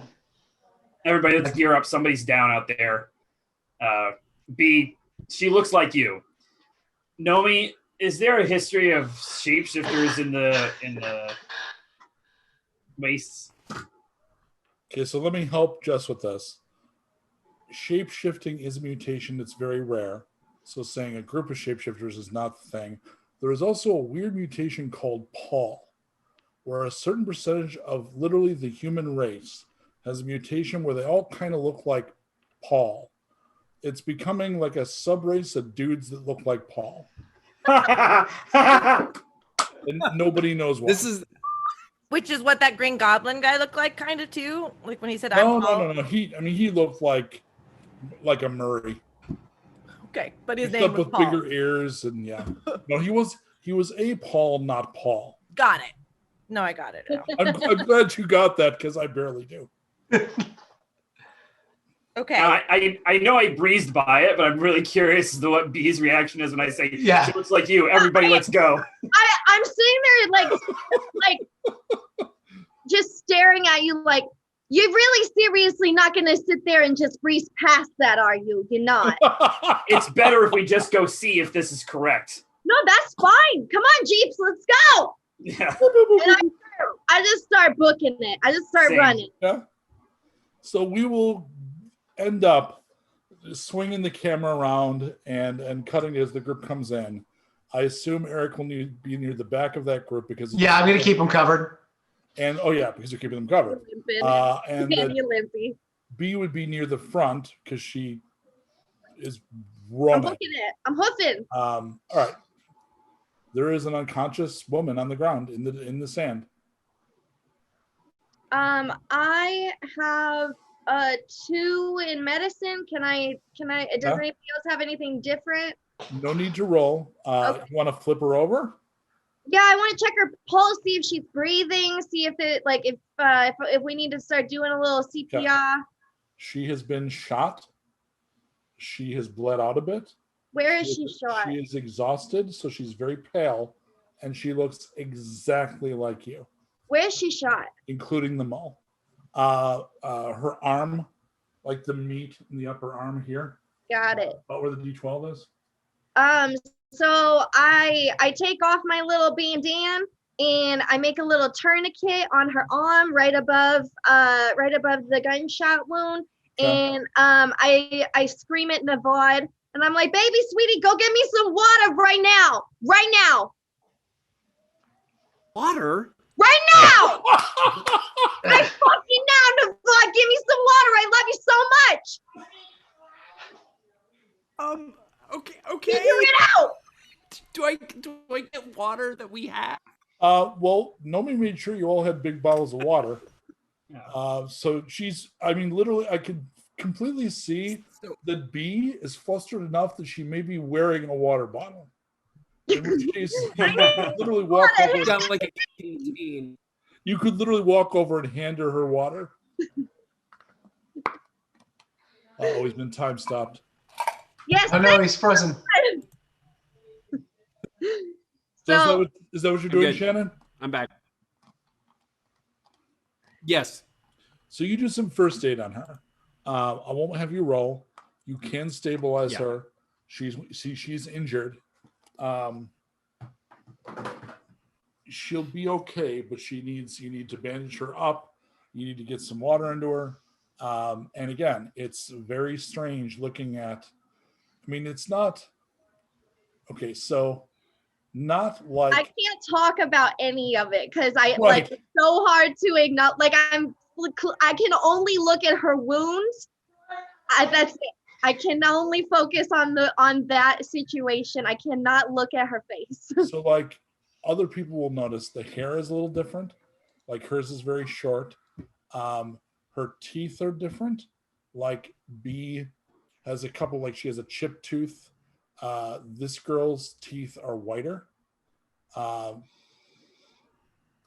Is it just because she's a pure, or is there? No. Oh, okay. So there's something funky about. Literally, there's a mole on your neck. She has the same mole. Oh my Lanta. Okay. So Weird. Is she conscious and talking or like awake? No. Okay. So we're done bandaging her up, and now I have to look at her, and I just can't help but like I'm like gently touching her cheek and just kind of like I'm checking the mole, and I'm like touching my mole. Jeepers is making confused sounds. Uh-oh. Jeepies, I know. Okay, you film her and then film me. Go back and forth for me. Thank you. I hate to interrupt whatever is a very interesting thing for you. This is I have to be honest. This does not bode well for us. So I don't know how much we should like just hang out and try to figure out this mystery we can't solve, and we should probably just move on and stop wasting resources on someone that's probably gonna die. And oh, you clearly never rolled with this group of empaths before. I actually point the gun right at her head. Like, that's not a bad idea. Not your head. No, the woman that's down. The fake bee. As other Eric's gun levels with the woman's head, her eyes flutter open. Oh my gosh! What's happening? Oh, nothing, sweetie. You just had a little spell. And I stare Erik down with the eyes of 1,000 daggers and beg him to put his gun away with my eyes. I grumble and put the gun away again. You bewilderedly with my eyes. She asks of B, who are you? Oh, hi, I'm Beezus. This is Jeepers. This is Erik, Navad, Navi, Special Agent Goldwater. I'm B. Oh, I'm B. You're D. You have a D on your shirt. I Oh, have a that's D on my right. shirt. I'm a D. You don't look like my sisters. I mean, you look like the closest thing to a sister I ever got. Well, but you're all, look at your hair. It's beautiful, by the way. Oh, shucks. Likewise, Susie. doll. But this is what sisters. What happened? Where are you from? What's going on? You got shot, dear. You got shot. There was an attack. Some men with guns and crosses.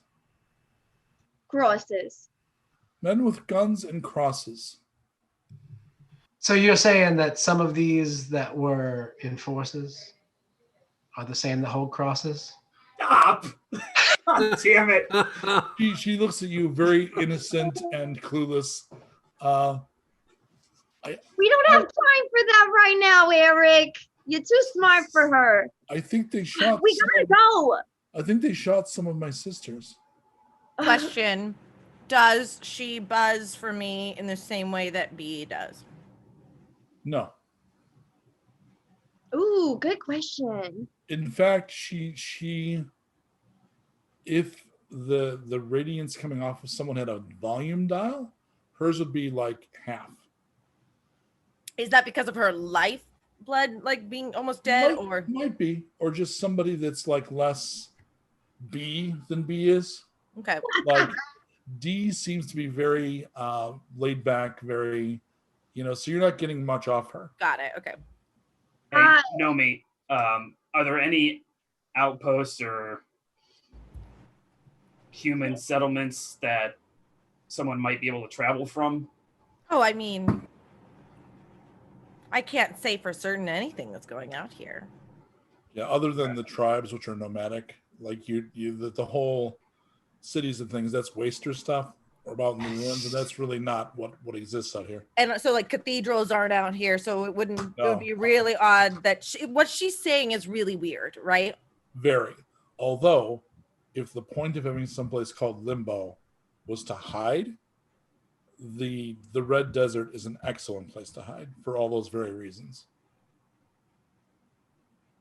Can you take us back to where you came from? I can try. No, you will do. This is like the first time you see Nomi like fucking like business. Do I notice the color of her eyes at that moment?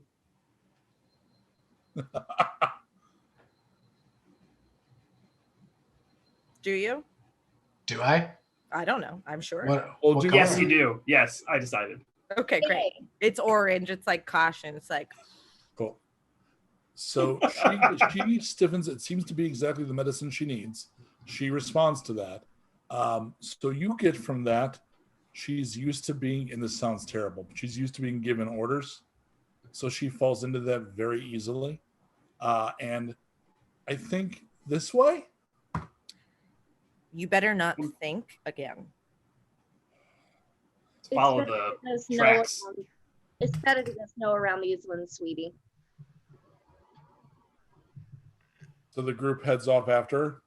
Mhm. Yeah.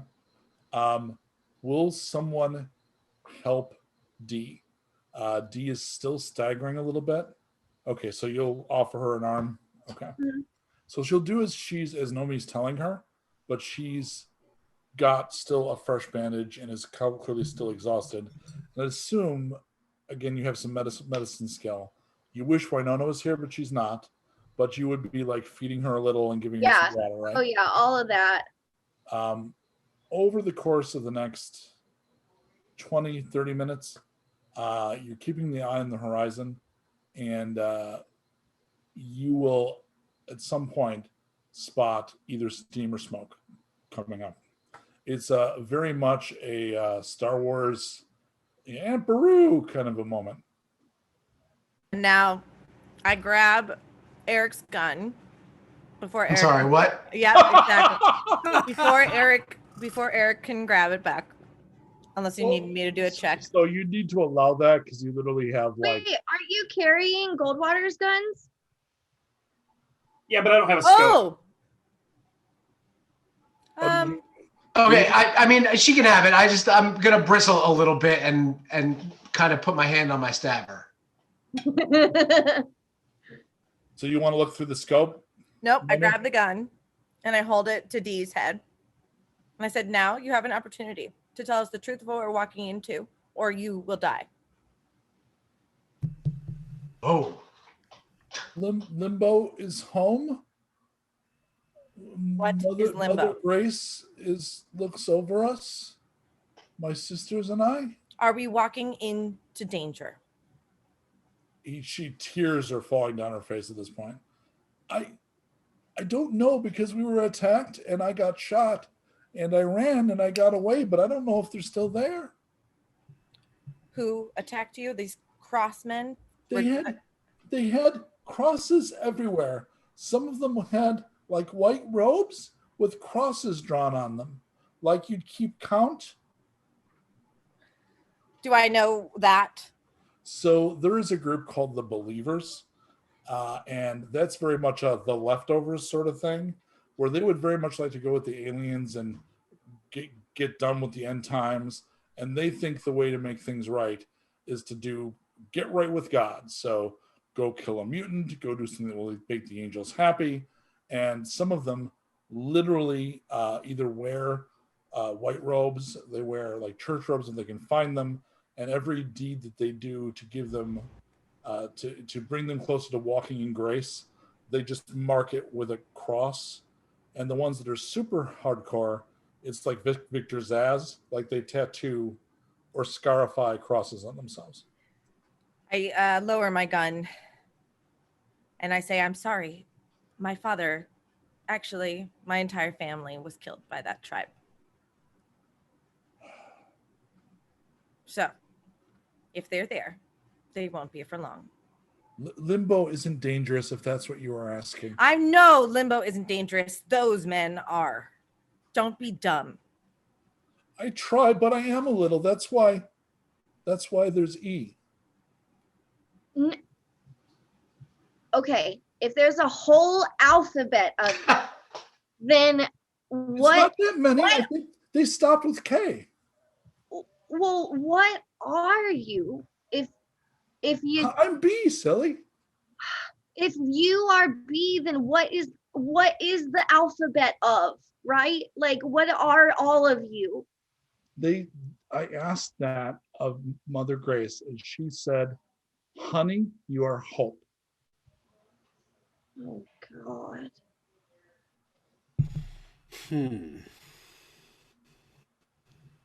But I'm not all that bright, so they don't train me very much. They were training K all the time. Nomi, what do you make of all this? I make that this is none of my business unless those cross people are there. I take my gun back. What? Well, if the cross people are there, then what do you suggest we all do? Well, this isn't your fight, so I suggest we're here to help. We're not just gonna hang around, and clearly she needs our help too. Our goal is in Limbo, isn't it? I mean, yeah. So if they're in our way, we kill them and get what we need. Right, like I'm asking, do we all go sneaky? Do we go guns a-blazing? I can see the general picture and how we all kind of have a clandestine situation all at the same place. But can we do it together in like a glam or like a shh kind of way? We don't know enough about what we're walking into to say go in guns blazing. I say we sneak in, find out what's going on, and make a tactical decision from there. I say we have the bait, we should use it. And I push. Are you talking deep? I'm sick and tired of treating a victim like a piece of meat. This is disgusting. Y'all. Thank you, Goldie. There's a simple explanation for this. Just switch their shirts. Erik, that is an amazing idea. She, without even bothering to think about it, it hits somehow with D, and she pulls off her shirt and hands it to you. Oh my goodness, Amazing. Jeepers is now really fucking confused. You know it's using facial recognition to track?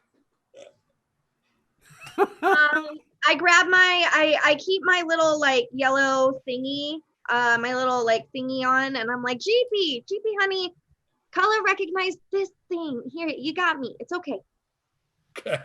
Because you actually are a coder, you can get him updated enough to just tag to you. You probably don't want D giving him orders. No, I don't. Okay, so you switch. Boy, she does not have your vibe at all. And Nomi, they feel really different. Like you wouldn't even need to know based on what they're wearing. They just radiate differently to you. All right, so now you've got BDDB. All That'll right. make it easier to remember, right? This is horrible. And you see that there again, you see like in the distance smoke and steam and very, Amperu, that obviously at least has been partially destroyed. It's right over there. All right. I'll go with you. Yeah? Yeah. All right. Well, let's jam. So you're just going to walk up and then Erik will be back a little? Yep. And the rest of the group will be one step back from Well, that? isn't Nomi up here with us because she's got a bone to pick too? Yeah, Oh, but I think we're like, I think maybe Erik and I are flanking. So like we let you go. Got it. Like a little. Well, Okay. no, I think, and tell me if you don't like this, but I have a feeling we tell you to go forward because it would be weird if you're coming with other people. And, No, yeah, that makes sense. And we're rounding out the perimeter and keeping an eye. Yes. Yeah. That's great. Okay. You approach. In about 10 minutes, you get close. And that's when you see the first of the corpses. Oh, God. And this one has an H on her outfit, and there is a hole blown right through her. That's why you said Aunt Beru. God damn it. I can always trust you, my friend. It makes me sad. So yeah, there are dead bees here. Multiple. With different letters on. So there is some kind of desert building here, and it has been partially destroyed. So it survived the fall. It has been hit recently. So has the kind of damage that would be like an 80s movie, hit it with a rocket launcher, kind of fell down kind of a pattern to it. So this looks like a place that was hit hard. And then people that were running about, many of whom apparently looked just like B, were mowed down. I'm just got little tears in my eyes. I can't talk. But we're So- walking. But you look for all the world like one of them right now, right? Yeah. The next thing you'll notice, and I'm going to say Nomi notices this, there was an effort to take out one wall, and a piece of machinery was pulled out. There were definitely multiple vehicles here, probably trucks. You're in the desert, so they're like big, multiple, the kinds with two big fat wheels that would actually get traction on sand. And they pulled out a thing that looks like if you had a man crucified and that man had wings. Oh, God. And it was like a thing meant to, like there's straps and such, that was pulled out.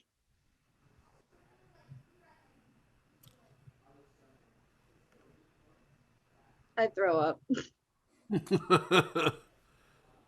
Are And, we, are Erik and I noticing that like no one's there? yeah, it looks like the attack was within 2-3 hours, but not like right away, like recently. And there's nothing else moving in the compound. You can start searching the compound for survivors, but this is like maybe bring the others in and do a proper search kind of. Yeah, I think we're like closing the Yeah. perimeter. Yeah. We'll say that's happening. Nomi, when you get close-ish to that rack thing, there's actually a single white feather about that big laying on the sand.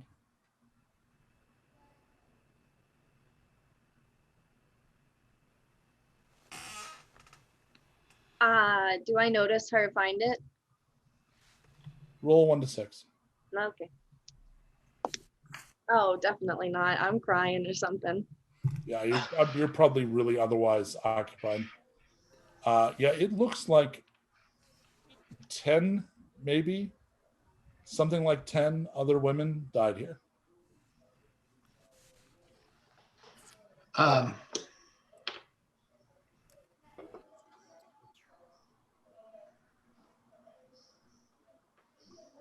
So I'm gonna walk over to Nomi and be like, have you seen anything like this before?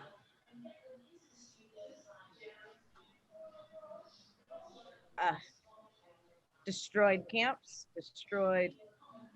No, this. You know what I'm talking about. Yeah.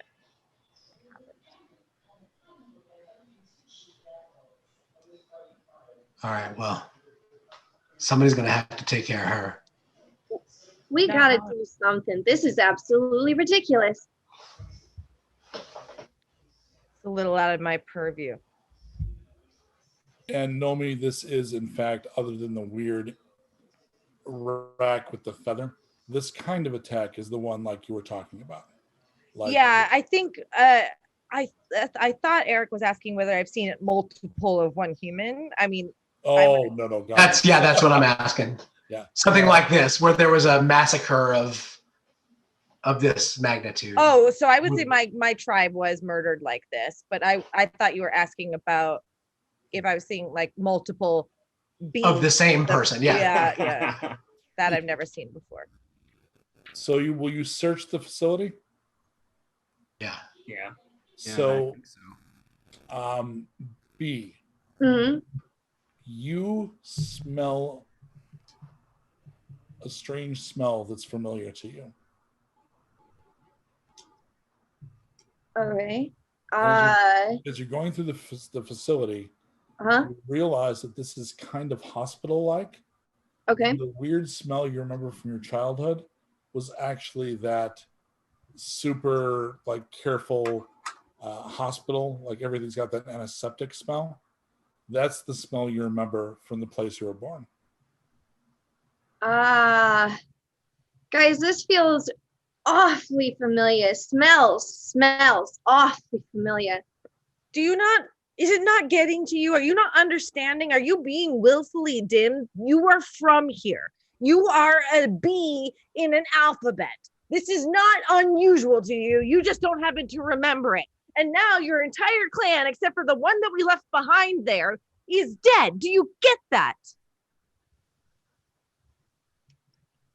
Well, you didn't have to be such a bitch about it. You didn't have to be so dumb about it. You're wasting our time. And think about that time, B, you hear music, like right at the edge of your hearing. And it's kind of almost like music box music. And it's, again, that music you remember. And you can hear it like from that direction. We have to go this way. Oh, we're going to take directions from her.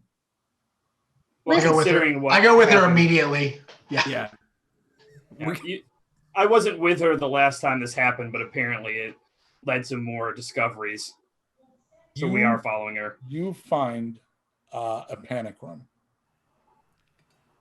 It's basically a concealed door. And whatever was done here, and Nomi is kind of the experienced expert in this. This kind of thing they hit and get out real quick. So things like, if you can find a really place safe to hide, they would come in, smash doors, get what they want, get out as fast and as bloody as they can. So they overlooked this. But you can open this if you like. Mm-hmm. You're a hacker, so no need for a roll. This is within your ability to do. Great. You open the fake door, and immediately you hear somebody playing the Grateful Dead. I look at Erik and I'm like, they might be your type. And you realize that's the music. They are definitely not my type. Whoever's playing this the whole time you were growing up was playing, they just played a lot of the Grateful Dead. So this is immediately familiar to you. And inside is a small hidey hole room. There is an older woman. She has thinning gray hair. She kind of looks like academic, a little pale, but the kind of person that definitely is taking care of herself, kind of like the tenacious, I'm going to do my business, I'm locked onto it. She seems very intense. She's got a shotgun and a pile of like banker's boxes. You recognize her. You don't even remember her name, but she feels like Mom. Mama?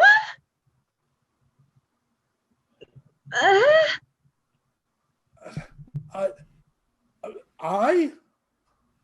B! B? B! You survived? I guess, yeah. Gone down and comes up and gives you the big thought you were dead hug. Mommy, you're okay? Is Pa okay? The people you called Pa were other technicians in the program. There was no one but me here when the attack came. So they're all right. Everybody else is gone. What happened? Who did this to you? Was it, remind me the name. Believers found us. How are you here? These amazing people. Honestly, blessed she's new and feisty, but Nomi was the one who helped us get here, and Dee's the one who led us back. Dee's alive? Dee's still here. Bless her. I was so worried. She leans in. Dee's not very bright. I was very worried about her. Let me come out of this hole. Introduce me to your friends. Oh my God. So she has boxes of like those little disc media bits and like folios and pictures and things. She asks, did you see Kay? No. Wait. Yeah, we did, didn't we? No. We No. saw H. That was it. Or I that didn't we know if Kay was identified. Christy. My name is Grace. I work with something called Project Morningstar. Oh. Project Morningstar. We are a resistance. We were lucky enough to capture one of the angels. My particular field of study is genetics. One of the things that's stopped us from fighting back effectively is something that we call either majesty or the glamour. There is something about these things when you're near them, you become, your willpower just fades away. They can ask you to do something, you do it without resisting. We were creating engineered clones by combining human and angel DNA. Our hope was humans who could resist the glamour. So, B, you're not actually pure, dear. You're actually Nephilim. You're half human and half angel. What? Is this a good thing? Oh my God. Oh my God. Well, I thought I was pure. I am a monster. Considering it took us to K to get a stable result, I can't give you a completely clear answer on that point. I can tell you I'm glad to see you. And I can tell you that K apparently was the weapon we could use but they must have found out. We hoped to train Kay to be an assassin. A normal human, or you don't know where Kay is? I think they took her. They must have taken the remains of the angel, but the angel died a long time ago. We just had it here to use its tissues. Are your friends, are you, and she turns to the rest of you, are you in any condition to give chase? If anyone can retrieve Kay, she would be a vital weapon in the fight against these things. I'm ready now. Yeah, let's go. We're all good to give chase. So she gives B a hug. You need to know there wasn't a C because we didn't love you. It's because you had trouble controlling your powers. What do you mean? I'll have to give you some tapes to watch.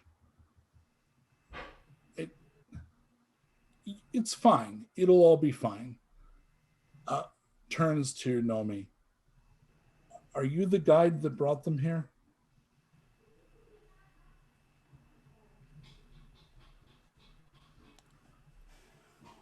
Yes. Would you be willing to help them get to the believers?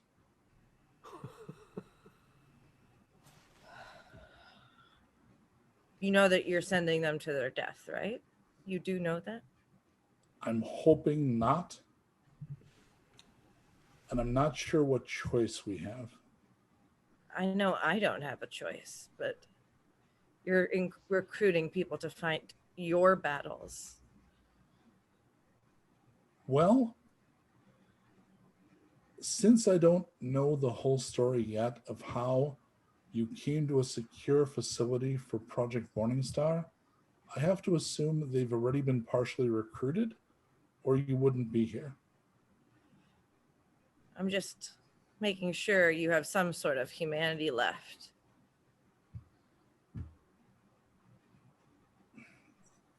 Not much, I'm afraid. We did get all the way to K, and that required an awful lot of loss of what you're looking for. Single-minded fixation and empathetic humanity don't really walk hand in hand. Oh, I'm well aware. But we were in a situation where we've had operatives within striking range of angels before, and they could not act. So unless we can solve that problem, the angels will continue taking all of our resources off planet. We are doomed more than we are now. And this is one possible solution.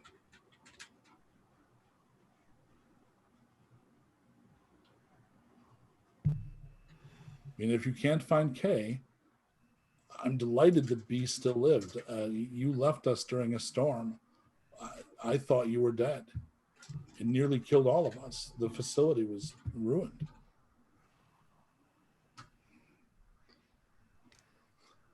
You don't remember a thing. Listen, this is wild. All I gotta say is, Nomi, I know we're not really vibing, but thank you. Don't thank me yet. You haven't survived yet. I think that's a good outline. We're going to call that the button. You haven't survived yet. I'm going to go ahead and tell you that next week we'll pick up from here.